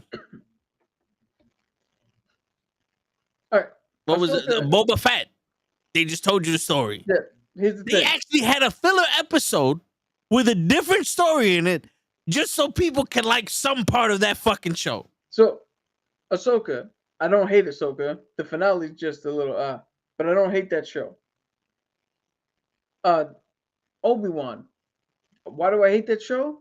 Because we have a character that didn't need the actress. Not saying anything about the actress. But the character didn't need to be in there and didn't improve the plot, didn't improve the story, didn't do a fucking thing for the whole fucking series. Book of Boba Fett, the best part of it was when we went and watched another fucking show doing it. What was the other one? What was the other one you mentioned? It's Mando season 3. Mandalorian season 3. That was all about Bo-Katan. And what's the worst part of Mando season 3? Is when Lizzo and fucking Jack Black showed up. And Mando went to fucking robots or the droids that were being oppressed and said, who gives a fuck about these oppressed robots? Kill them. The filler was the worst part. The whole, they didn't just tell a story. That's the fucking point. Well, that was a part of the story of how he hates robots. We already knew that. And then we already remedied it because he went back and said, hey, build that robot. I like that one. Give me that robot. You don't need to then tell me, you don't need to show me his hatred of robots goes so far that everywhere else in the galaxy, he's a good guy. But when it comes to droids, fuck the oppressed, murder them on sight, turn into Eddie Kingston. Like, what the fuck? Because now that, I honestly 100%, you were with me watching that episode when I was like, yo, what the fuck are we doing, Mando? I turned on Mando, or on Din Djarin for his real name. Was that episode necessary? No. If you remove that, does that gratefully, drastically change it? No. It makes the fucking shit better. We wouldn't get Jack Black. Who gives a shit? He did nothing. My man did nothing. But the story of Mando is he's a fucking mercenary that gets hired to do shit. You said that earlier. But where was it? Didn't he get there to get coin or some shit? Like he did the job because he needed the money. Or No, something like that. No. They went there looking for the fucking the dude from Back to the Future. Oh no. The other Mandalorians were there. Oh yeah. She went there looking for her brother. Yeah. See how fucking integral was that shit? Shit. Ask me to recite the fucking season. Go ahead. No, because Say you don't make up it. bullshit. No. Go ahead. Say it. Recite Mandalorian. Recite Mandalorian. 1, 2, and 3. See, go ahead. Recite it. Go ahead. I can't because I forgot all of that shit. That's why I need more. But this is my point. What story was being told with Obi-Wan? What story was being told with Obi-Wan that we needed Reva? You take Reva out of it, and we still get him and Vader. We still get the Inquisitors going after Leia. Like, this shit still happens the same way. And the cure for the Book of Boba Fett was not more episodes. I would have stopped watching if there were 4 more episodes of Book of Boba Fett. Well, the Book of Boba Fett, the cure for that was a different fucking show. Yeah, the cure for Obi-Wan. Hold on. Before we get there, Boba Fett in Mando season 2 was worthy of a show. I don't know what the fuck they showed us in Book of Boba Fett. Yes, but my whole point is that Mandalorian doesn't have an overarching, doesn't even really have an overarching story it's telling. That's the only one that truly just shows up, and whatever we're doing for this week is whatever we're doing this week. Yeah. And even that, more Power episodes wouldn't have saved everybody's perception of season 3. The Book of Boba Fett, if it had more episodes towards the end, when the assassin was there. So you mean to tell me if they would have took out the Mandalorian season 2.5 and just added and just kept it fucking Boba Fett story, you think it would have been better?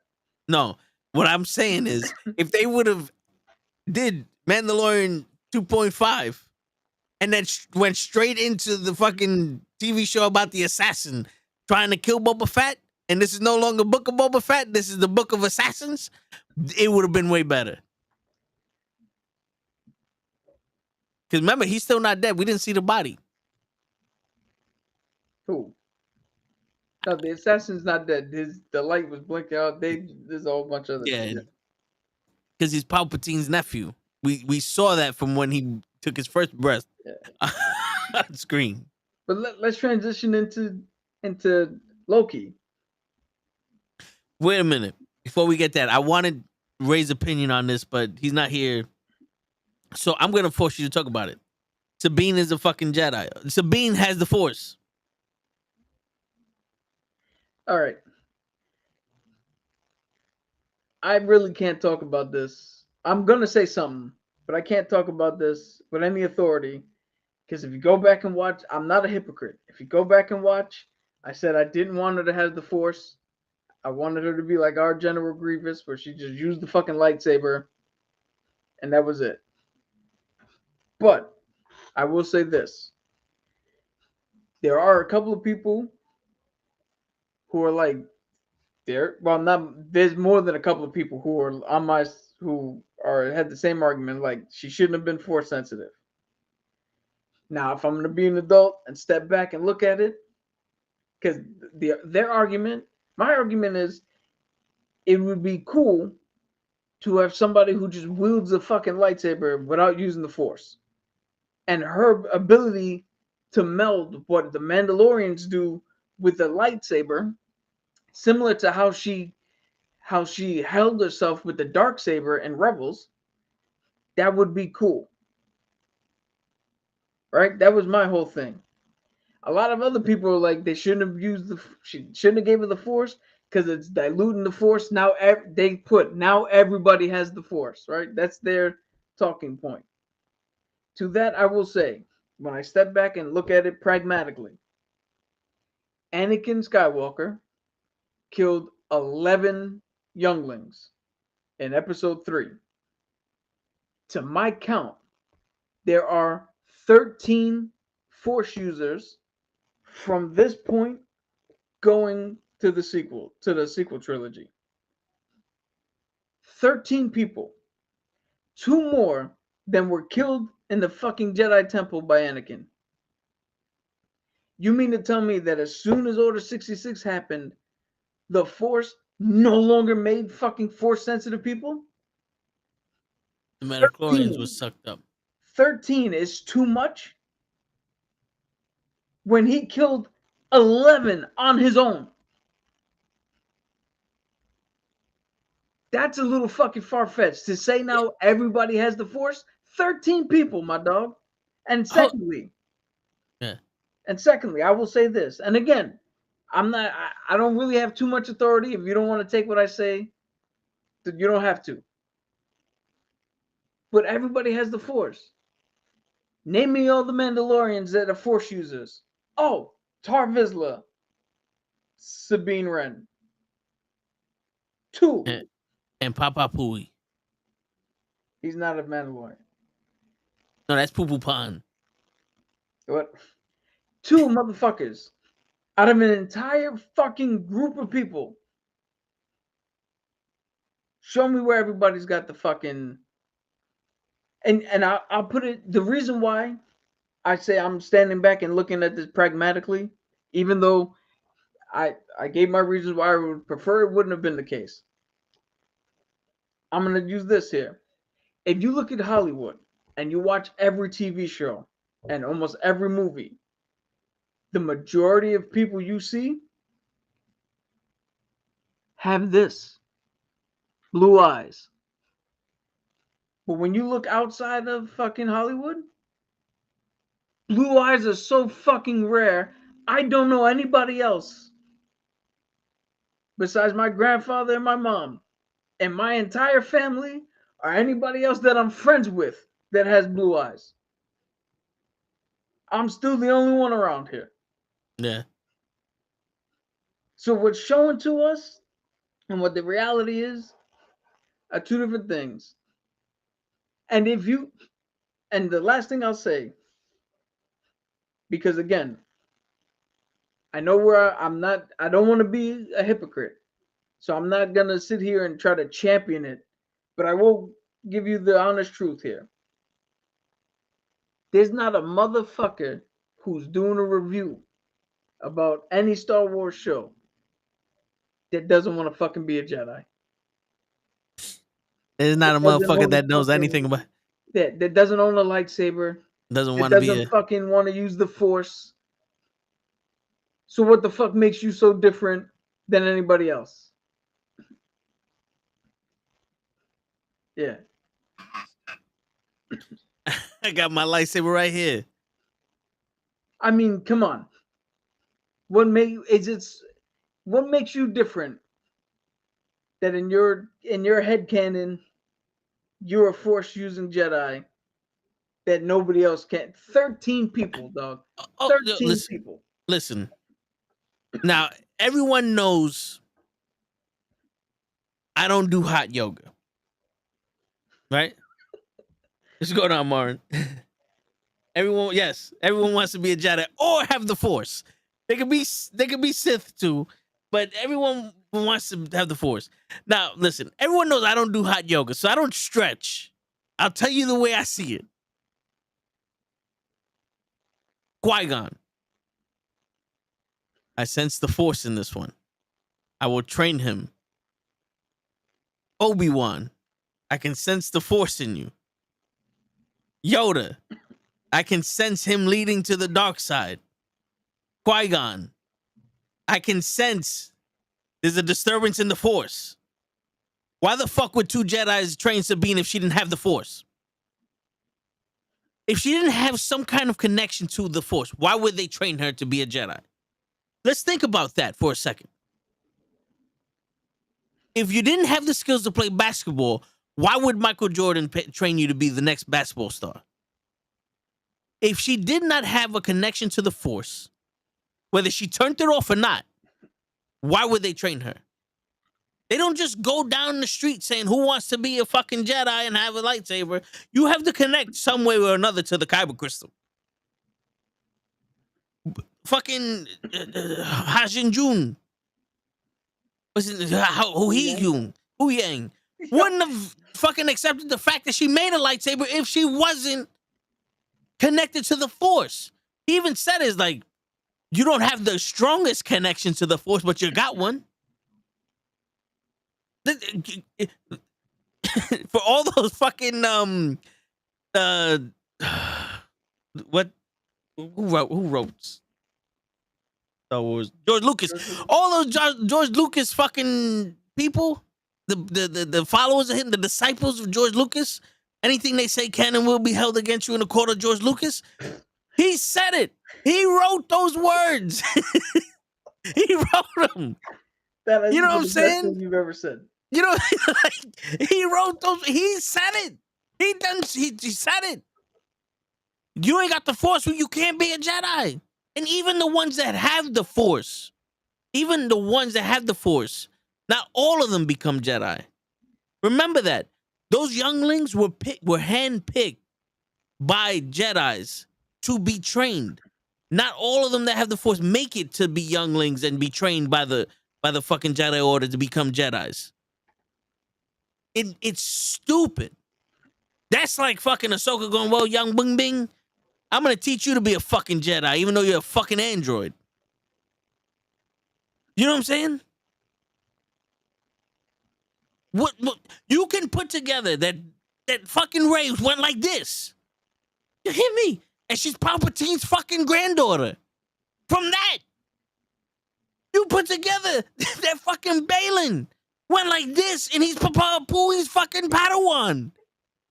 But you can't put together that Sabine had the Force because she's being trained by a fucking Jedi to be a Jedi. She's not trained by Ahsoka to be a firefighter. She's not being trained by fucking Kanan to be a fucking dog walker. They trained her in the ways of the Force. I can't teach you to drive a car if you don't have one. If you don't have a license. We're on the bus, pretend you have the wheel. No! Get it together. Fucking hot yoga dudes. You fucking Dalsim looking motherfuckers. Stretch your mind for a second. I don't want Sabine to be. Who the fuck are you to pick someone to be Jedi or not? Who the fuck are you? In all honesty, who the fuck are you to be mad that she got the Force? I'm not mad. Shit. But I'm in that camp. Because in actuality, you wish it was you. Dude. The wheels on the bus go round. Yo, you remember in Attack of the Clones? Was it? Yeah. When Obi-Wan showed up and he was chasing General Grievous. And Grievous turned around and pulled all them lightsabers out. Yeah. You remember how cool that shit was? It's like, yo, this motherfucker's trained in Jedi arts and lightsaber combat.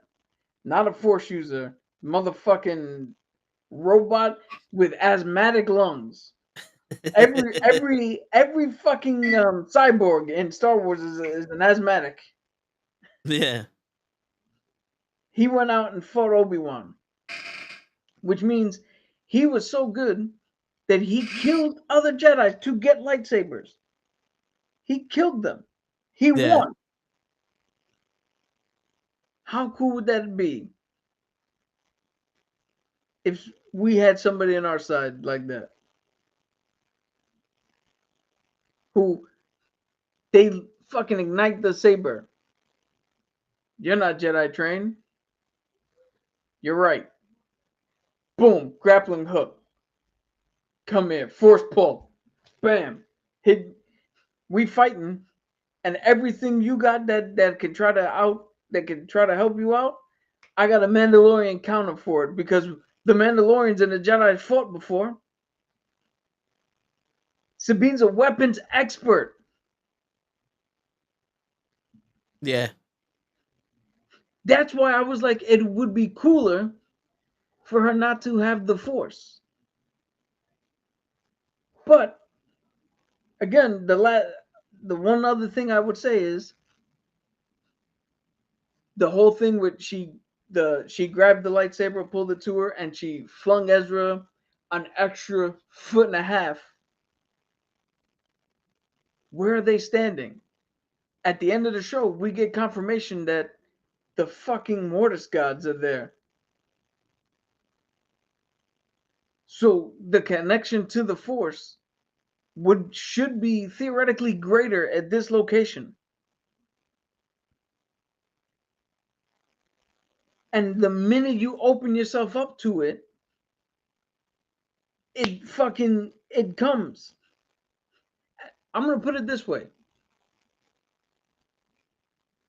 If you've ever seen somebody who you're like, yo, sitting on a basketball court, draining shots, and you're like, yo, do you play? He's like, nah, I just like shooting around. You put them on the court for the first time in a pickup game. They start hitting shots. And yo, this dude is fucking good. Imagine what it'd be if we actually trained him. Well, that's what happened here. She opened up, and what did we see her do? Pull a lightsaber to her. Every fucking person in the world who's a Jedi, no matter how weak you are in the Force, should have the ability to pull their lightsaber to them. That's a base fucking thing. Every single person should be taught how to move the fucking lightsaber to you if needed. And I'm not talking about Luke, I lost the shit in Cloud City and it fell down a pipe and now it's in Naboo and I'm pulling it from Naboo to me. I'm talking about it was fucking 10 feet away from her. Right? So that's not a big deal. The push of Ezra. Oh, she shouldn't have been that strong to push him. He barely made it. It's not like she flung him into the second bay of the fucking hangar. He still was like, quiet as that. yeah. Gone. He still was like, I'm not gonna make it. And then she pushed him and he still went, oh shit. Like, so I mean, in actuality, it's not like she all of a sudden turned around and was like, you know what? That starship's getting away. I got this. And pulled the fucking Chimera back to her. So, pragmatically, let's get a little bit adult here and let's relax a little bit. And not for nothing, man. I like the Force. I like seeing the show with people that can use the Force. I still, to this day, you ain't gonna have a better sequence of somebody using the Force than Vader fighting what's her name in Obi-Wan. I was just about to fucking say that. The greatest thing I've ever, fuck all the spinny, the Obi-Wan as they call it. His move, fuck all that shit. Watching what he did to Reva, greatest fucking thing I've ever seen in Star Wars. Yeah. But that whole fight scene, better choreography than anything you gave me in the fucking sequels or the prequels. Yeah. But all right, let's get to let's get to something that we actually enjoyed. Loki episode 1, season 2. I'm gonna start off by saying that was probably the greatest written episode of TV I've ever seen in my life. Yeah. The writing was on point. The acting was on point. The chemistry was on point. The way they explained time travel, was amazing. That whole shit of we don't have nope, the memory just came in. But that's the best part. Yeah, but if you would have came here, I would have remembered that. Yeah, but it hasn't happened to you yet. It happens to you in the future. You're the past. Oh. That is what was the shit he said? He said it both times. Yeah, that is puzzling or some shit like that.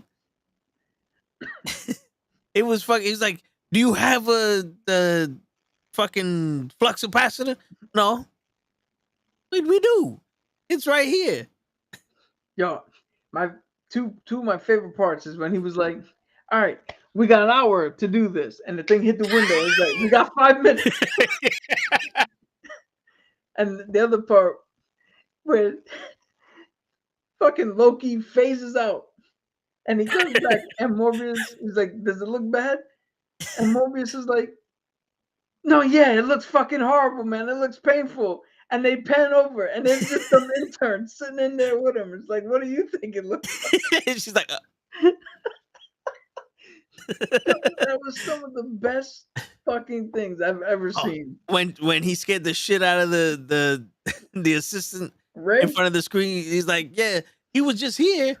All right, when you see him, tell him to come to the thing. Oh shit! But yeah, that was fucking dope. And even the reveal of how we found out he was in the past. When he crashed through the thing and the ground cracked. Yeah. And he came back and was like, "How long has that been there?" So he's like, I haven't seen any Easter eggs, but I started watching the episode again. I didn't get to fully finish it, but that scene where he crashes through the window, I look at the little monitor, and it looked like the timeline was splitting in the past. Remember, he erased the memories and did all this shit plenty of times, so that he could be going to the past or different parts. Or basically, he could be going to the past where this happened before and time jumping between that. Yeah. Both times that the timeline broke. It can either be that or because time is not linear, the fracturing of the timeline is just happening. And he's bouncing back and forth but it's still the timeline's still fracturing, whether it's in the past or the future, because time is just a big ass circle. That's probably what they're gonna go with, but it could be either one. Yeah. Because that's another great. See, this is the thing about great episodes, is you can go back and pinpoint certain things. Where Morbius is like, yo, how do I not remember getting my mind wiped? It's like, yeah, that's the point. Like, Yeah, I don't remember getting my mind I wiped. don't remember that. My man said, "How long has it been? What, 2, 3, 400 years? 400 years? Like you saw Loki go 400 years. Like if Loki's not a god that lived for centuries, 400 years you haven't seen this man, and you call him Oli Poly? You got nicknames." Yo, that was like a realization of Loki going, "How long has the TVA been around? 400 years?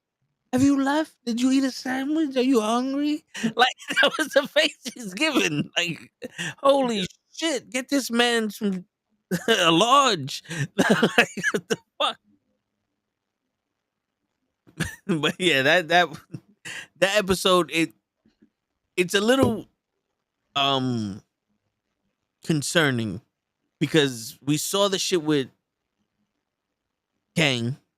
I'm gonna call him Thrawn. We saw the shit with Kang from the movie. after credits from Ant-Man. And then you see that they finally fucking throwing ads up for this show. And you see Kang fucking, well, Victor Timely, yeah, clapping and shit. And it's like, okay, is the tempo of this show changing? And this is the only one we're going to get like this? Or is all of it going to be like this? What do you mean? Is this like a one-off of Loki dealing with? I know we already cured his time jumping. I don't think we did. But you know what I'm saying? Like all of that stuff. Is the tempo and the vibe of the show gonna change? No. No, because the whole purpose of that first episode was Loki trying to stop himself from, and I'm not gonna lie, I'm with that Morbius. This is the most horrifying thing being pulled apart like that. Yeah. He was trying to get himself to stop my skin apart, being pulled apart. and he was trying to get everybody to be like, "Yo, fuck what you think is happening. Kang is the fucking He Who Remains is the one that we gotta fucking stop. He's Yeah. a million of them are coming, so they can carry this the whole way through and still be going after Kang, because that's what Loki was trying to do."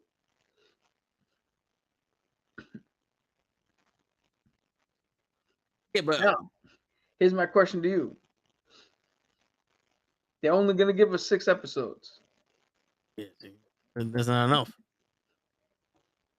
Are you gonna be satisfied would you be satisfied if they were like, here's 10 episodes and 2 of them are spent with Morbius finally getting that motherfucking jet ski and riding around the ocean for 2 episodes? I mean, if that's all he's doing, well, maybe. Owen Wilson got charisma like a motherfucker. Yeah, but then that still only leaves you, We need the big 8 guy. episodes of fucking show. Like if he's on the episode, like if he's on the fucking jet ski, like jet skiing, like boom, boom, boom, boom, boom, boom, boom, boom, boom, and then like the first line that comes out of his mouth is, and then he said, "Baba Ganoush," you know, jabroni, and then he said jabroni. Beautiful, the perfect episode right there. Boom, write it in the books. Wedding Crashers. If anybody's, you know, yeah, people are too young for that movie, but you know what I'm saying? Like he has the charisma of a Greek god. He could pull off an episode on a jet ski. So I want to understand the crux of your argument is you just want to see shit. It doesn't matter it doesn't matter if it goes with the story or not. You would much rather just watch 100 episodes of something versus a tight, give me the story. So you don't want to watch a 6-hour movie. You just want to watch 100 episodes of something. No. Moon Knight was what, 8 episodes? 6. 6 episodes. I'm gonna check, but I'm pretty sure it was 6. 6 or 8. It wasn't 13 or 25 episodes. But what did Moon Knight do? Majority of the episodes. It gave us something on our palate. I'm looking for that. When I say I want more, it's not that I need 6 episodes. I don't need an hour-long Secret Invasion episode of them doing nothing. But Moon Knight, when they gave us the 35 minutes and he's in the insane asylum, and we get to see the 2 different parts of him, and then the 2 different parts of him when it was in the death world, and they finally got together, and then if you rewatch it, you catch the 3rd one of him in episode 3. It's like, hold on, wait, I can hear a different accent. This guy's from Chicago. This guy's not from New York. And it's like, okay, I'm getting the story of him and his personalities. Of one of his personalities married to this woman. This woman, like, I'm getting everything I need right now. When I say I want more, that's what I'm talking about. When you say I just want the story, yeah, the story is they go to find Ezra and stop Thrawn. They found Ezra. They didn't stop Thrawn. Thrawn's coming. Big whoop. Big shit's happening. To me, the story is Balin has ulterior motives. We knew this. That's why he teamed up with the Night Sister to go to this planet, to go to this galaxy. Not much else happened. Everything else is left for speculation. It's almost like they said, for everybody that knows the fucking lore, who can guess the best, and we'll give you the answer at the end of the show. But if we would have gotten in touch with more of Balin, more of his thing, of more of Ezra, what he did in that galaxy to survive, how he changed, and Sabine, their connection, something where it's like at the end of the episode, it's like, yo, Sabine still sees Ezra as that little kid. That's why she's not telling him. Instead of why aren't you fucking telling him that we're gonna die? You know what I'm saying? Yeah. Something that, like, that's the more I'm talking about. But Like in Loki, I can't say this episode left me wanting more because it was like, wait, we got a character in the fucking RNA, in that whole shit there with breathing fire. We got him. We got time travel again. We got an awesome scene that happened in the future and the past simultaneously. We got to see the outside of the TVA with the whole time stream and timeline. We got another character that her main mission is like, yo, we're all variants. We can't kill these variants. It's fucked up. Blah, blah, blah. We were lied to. And then there's someone that's still like, no, we still need to do this because it's the greater good. I don't care if you found out that the one that's left was lying to us. He did this shit for a reason, and I'm going to blindly follow him. This is the story that I'm getting. So episode 2, it's going to go on from this, but I still need that. I don't want, like, but what the fuck? You just rush through this. You can give me 30 minutes, but I want a solid 30 minutes. yeah, that's what I'm saying. Where I'm confused is if I could tell you the story in a solid 30 minutes and 4 episodes, why do you still need 8 episodes? Like, why would you be like, yo, give me 8 episodes of this instead of just the 4 30-minute tight bang? Well, Because that's what I'm looking for. listen, Hawkeye, I would have loved more. to see these characters. But they gave us enough. If the show is good, they can do that. I just want at that point I want more out of greed. I just want to see more of these characters. I want to see Hawkeye fucking going into a bodega buying a fucking his checking to see his cereal type shit. Like that's how much I'm involved with these characters now. I want to see him go to CVS and pick out shampoo and shit. So in doing that, what up, Grills? It makes no sense for Disney to do episodes like that. It makes no sense for them to do that. That's why Daredevil's the first of its kind. They're going to test it out. And I'll tell you why it makes no sense. They spent, I don't know, I'm going to look up the budget of Ashoka, but let's just say $100 million on Ashoka. All right? How much did it bring back to them? Disney viewership is down. $100. No, the viewership is down. The memberships are down. The subscriptions are down. But it's not everything. Everything's down. Right? So if I told you right now that you have to pay $400 for 3 episodes of this show, and every 3 episodes of this podcast, you got to pay $400. All right? And the way you make your money back is by people watching. But we only have $50 worth of people watching every time. Are you going to put more money into doing more shows when you got to spend 50 times, 100 times more to make them than you're going to get back? You're going to self-destruct. There's no way you can sustain that. Not to mention you got to pump out money. And this is the perfect example. You pump out money for the Monday Night Watch Along, for the Thursday Wrestling Podcast, for the Wednesday Sports Shit, for the Friday or Saturday Tone the Show. You're going to cannibalize yourself. To what end? Where network television is different because they get all their money from the sponsors, from ratings, but ratings only lead to more advertisers. They get money back from the fucking cable companies and shit. Like their revenue comes from a completely different place. So they can sit there and go, we're going to spend this much. Here's 26 episodes. Don't call us for a fucking year and a half. Like, it's not a sustainable business practice to want more episodes out of greed if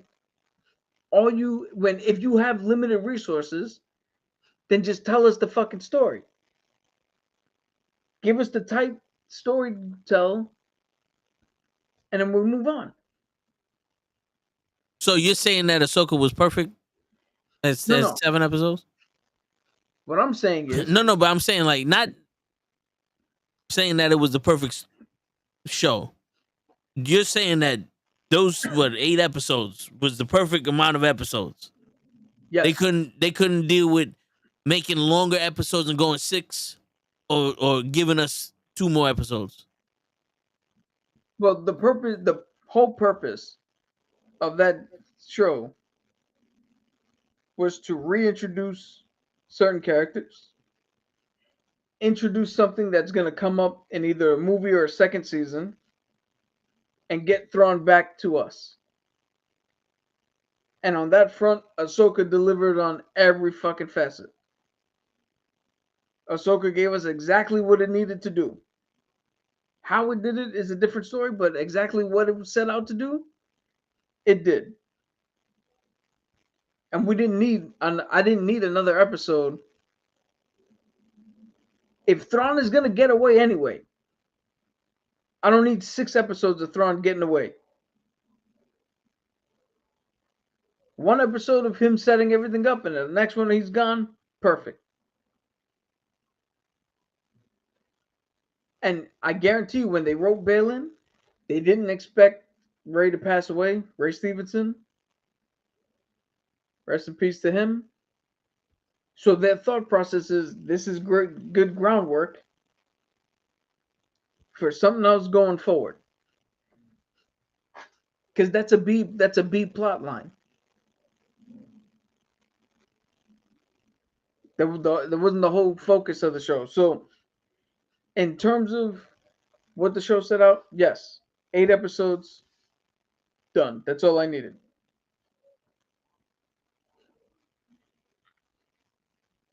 Because to be honest, what else could they have done with that story? Because if they would have gave us an episode of Hera dealing with the fucking galactic retards, trying to do some shit in our universe, you know what I would have been thinking the whole time? Fuck's happening with Thrawn? Oh yeah. What the fuck's Ahsoka doing? You know what I never thought of? Watching Ahsoka and Thrawn and Balin and all them? What those Not other once. galaxy niggas doing? Yeah. Not once was I worried about Hera losing her fucking generalship.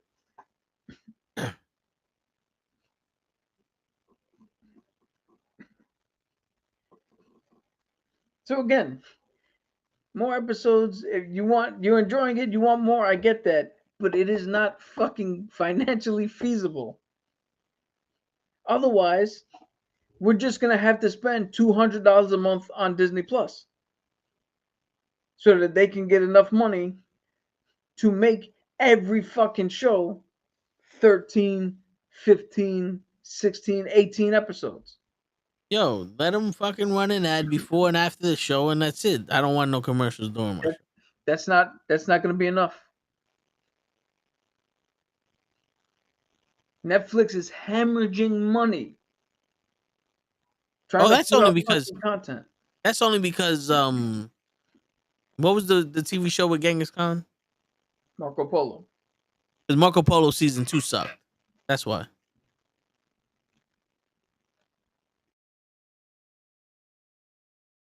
And they let Henry Cavill go with the Wicker. Witcher. The Wicker. I'm making a new show. The Wicker Man. Yeah, so they don't. There's no definitive numbers, but it is upwards around 100 and something mil. That's what they cost. That's what Ahsoka cost. Yeah, but wouldn't you rather do the 6 shows or the whatever amount of episodes than a movie? I don't think this needed to be 6. I think this could have been a trilogy. We get one movie, Thrawn escapes. Oh shit. That leads into the second movie. Then that leads into the third and final movie. And then we get the original trilogy, the prequel trilogy, the sequel trilogy, and the in-between trilogy. Whatever the fuck you want to call that. Because you know what the least successful, from everybody that I've watched, you know what the least successful part of the Ahsoka show is? Episode 1 and 2. No. Ezra and Sabine. They're the They two wanted characters. more. No, they wanted less. They're the two characters that nobody really gave a shit about. What was there to give a shit about them?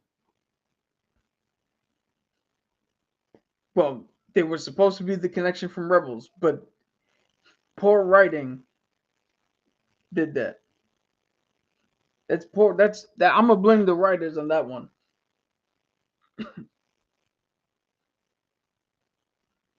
Because in all honesty, they didn't give us enough to give a shit about them. Well, because again, here's what I'm saying: Star Wars shouldn't fucking be for kids. Because we had to cut away to the stupid fucking rock turtles. The fuck, like, come on! You couldn't have found any other. You couldn't have done any other thing with Ezra. You couldn't have made it that Sabine gets fucking captured by the Ravengers, as you call them, or the bandits. The Ravengers. I'm calling them bandits, so I don't get sued by James Gunn. You couldn't have told me she gets captured. And who's raiding their village? Who's raiding their shit again? Because maybe they mess with the Rock people, and Ezra just doesn't like these people messing with motherfuckers. But he's not with them. He's just out on his own. And he comes in and is like, "Oh shit, they captured somebody," and he goes down there and fucks everybody up. Oh shit, it's Sabine. Oh shit, it's Ezra. So now it doesn't look like she used the fucking dog that she met 10 minutes ago and walked 40 feet west and found him. Yeah. It's a more organic fucking, it's a more organic feel. We sit there like, what has he been doing this whole time? Oh, he's been surviving by doing this shit to this group of people. The same people that they told us were dangerous. So he had to fight to stay alive. We see how he's gotten better without using his lightsaber because he doesn't have it and all he has is the Force. Like, so many more shit happened organically. And it could have drawn us in. But no, he became Jesus with the Rock people. Well, when you got a fucking beard and a set of hair like that, you gotta, you can't waste Jesus.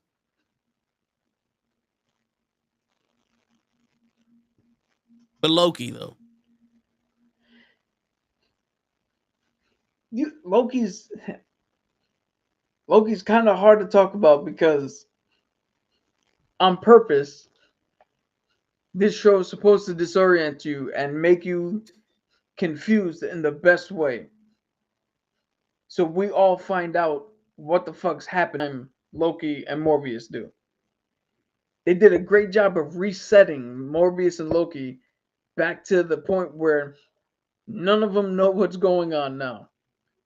We all have the same base understanding of the terms, but none of us know what the fuck's going on. So we're all going to go on this journey together. We can't be ahead of the show, which I think is a good thing. I think the only problem with the show is it now comes on Thursday fucking night instead of just Thursday. Yeah, I don't understand. Why they put it to an hour? Like, what happened Thursday? They just can't do it Thursday? Well, because I think this is what happened. I think because the viewership has been off, because they just drop it at midnight and then you watch it whenever the fuck you want to watch it. I think they try to push it so you want to watch it first without getting spoiled. Tune in at this exact time. Everybody tunes in at that time. Viewership goes up. They get to report. Look at the viewership numbers. Look at how much we did. Everybody loves the show. Because they reported the numbers and how good episode 6 did with the World Between Worlds.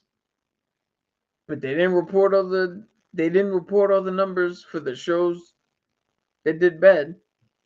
They hid the overall number for the entire series of Ashoka, but they lauded over the numbers of Loki because Loki is now the second most watched season opening on Disney Plus.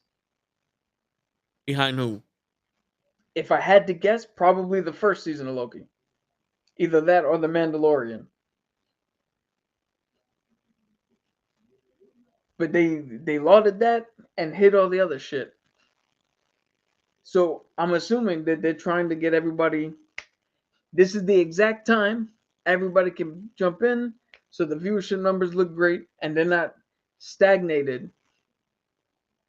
Because 1 million people watching it all at once looks better than 1 million people watched it throughout the day.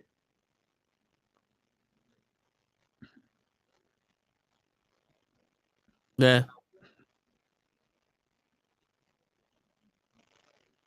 This is why we can't have nice things. Well, we can't have nice things because, as we just learned through the writer strike, just like every other fucking corporation on the world, how can I get the most out of you? We're giving you the least. And when you do that, you don't get the best. Yeah. You get what the fuck you get.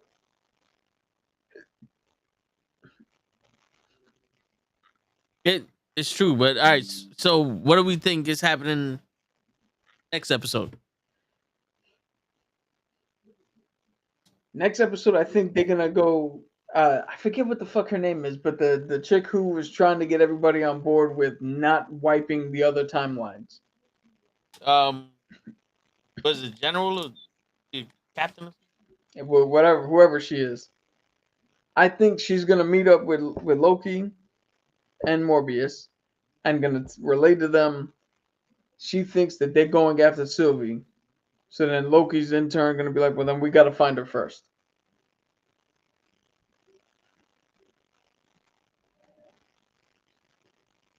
Well, didn't he find Sylvie? She showed up in the elevator Yeah. when he time displayed somewhere. Well, I don't think she's going after Sylvie. I think she's using that excuse to go prune some fucking timelines. Yeah, but that lady thinks she's going after Sylvie. Hmm. So that's where I think that episode's gonna hang. Again, not what we know, what the character thinks is happening. So now that we see the repercussions, you still on Sylvie's side for killing him? Hell yeah. You went there to do a mission, complete the mission. I'm always, despite the fact that you guys call me Cap or whatever, if the option is to burn the world and start again, I'm all for it. Let's start this shit again. Because from our perspective, what happened? The world in the universe was let to fall to the whims of a madman and then pieced together back by a fractured team that has left the world worse than what it was beforehand.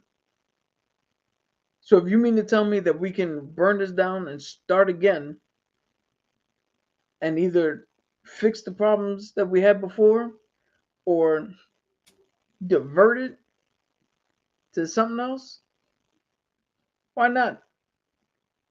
Where they are in that world right now is not the fucking best place to be. You were gone for 5 seconds. Motherfucker's been living in your house for 5 years. Yeah. That's not fucking That's not cool. Like, yeah, we need less of that. you go to show up to work and your boss is like, dude, you've been fired. Like, fired? I blinked. I was here yesterday. Yeah. You show him the watch. I was here 30 seconds ago. I was standing right here. Like, Going on show. nice of you to show up, Mr. Nuff. I was gonna have you come here, let you order a la carte. My wife's car. But all right, so they're saying that Loki is doomed to fail because of fan fatigue.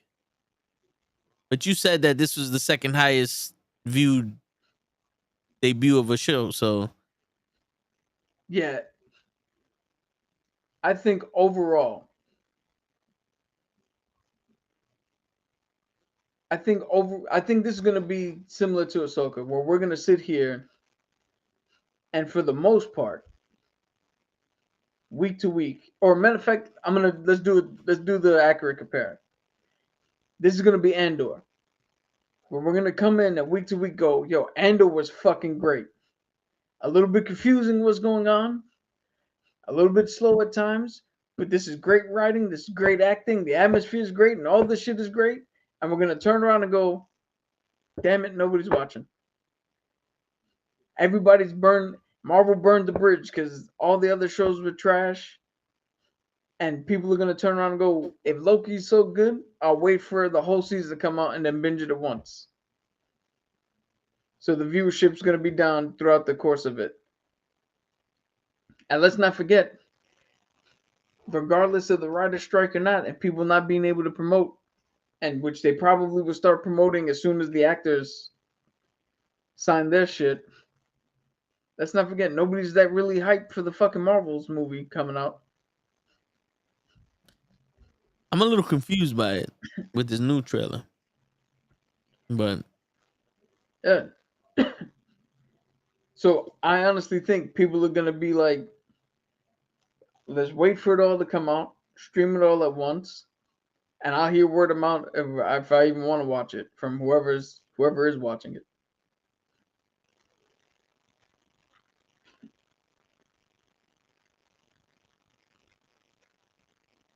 hey, listen, but we're gonna be watching the shit though. I don't think. See, it's hard for me to say this fan fatigue because if this was like, if this was season 12 of Loki, and the last like 4 or 5 seasons sucked, I get like Agents of Shield. That was fatigue. It's like, all right, how much shit we got now? Like So- this was just a fucking agent. Now they're going back in time and space. See, here's the thing. On purpose, you're not watching or listening to the other sectors of the internet. I mean, I do watch. No, I'm not talking about like the Easter egg shit. Oh, I'm talking about like how I do, like how I go and I watch the opinion pieces. I read other people's comments. I try to get a lay of what the fandom is thinking, so we can bring that perspective in here. Because you're not doing that, you're not seeing how this is truly a case with Star Wars and with Marvel. It's truly a case of you keep giving me shit. I don't care if your one show is good. The rest of it is trash. I'll wait for that one show to come out. Like I said, instead of paying for what it's 8 episodes or 6 episodes, so instead of paying for essentially 2 months, I'll pay once, watch your shit in a day, cancel, and go the fuck home.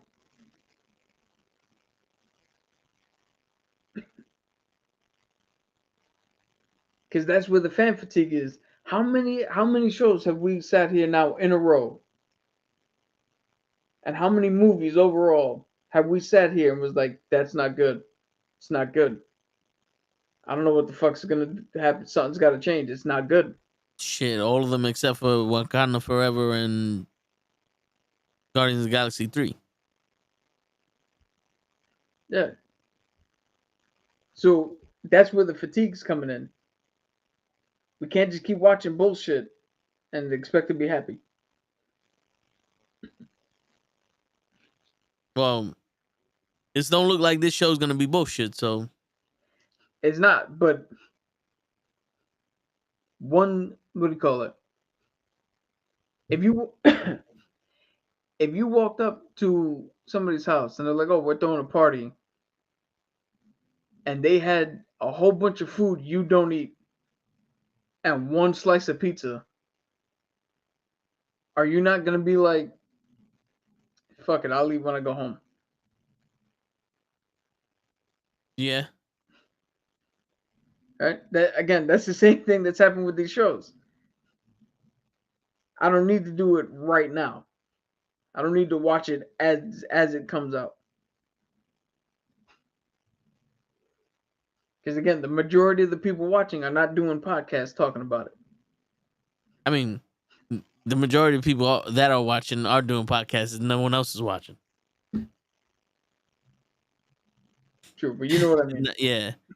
Listen, I guess we're pretty much done with this. I know Cabs has a lot to talk about with Star Wars. He's been itching to get on here and talk about that. So next week is all about Star Wars. And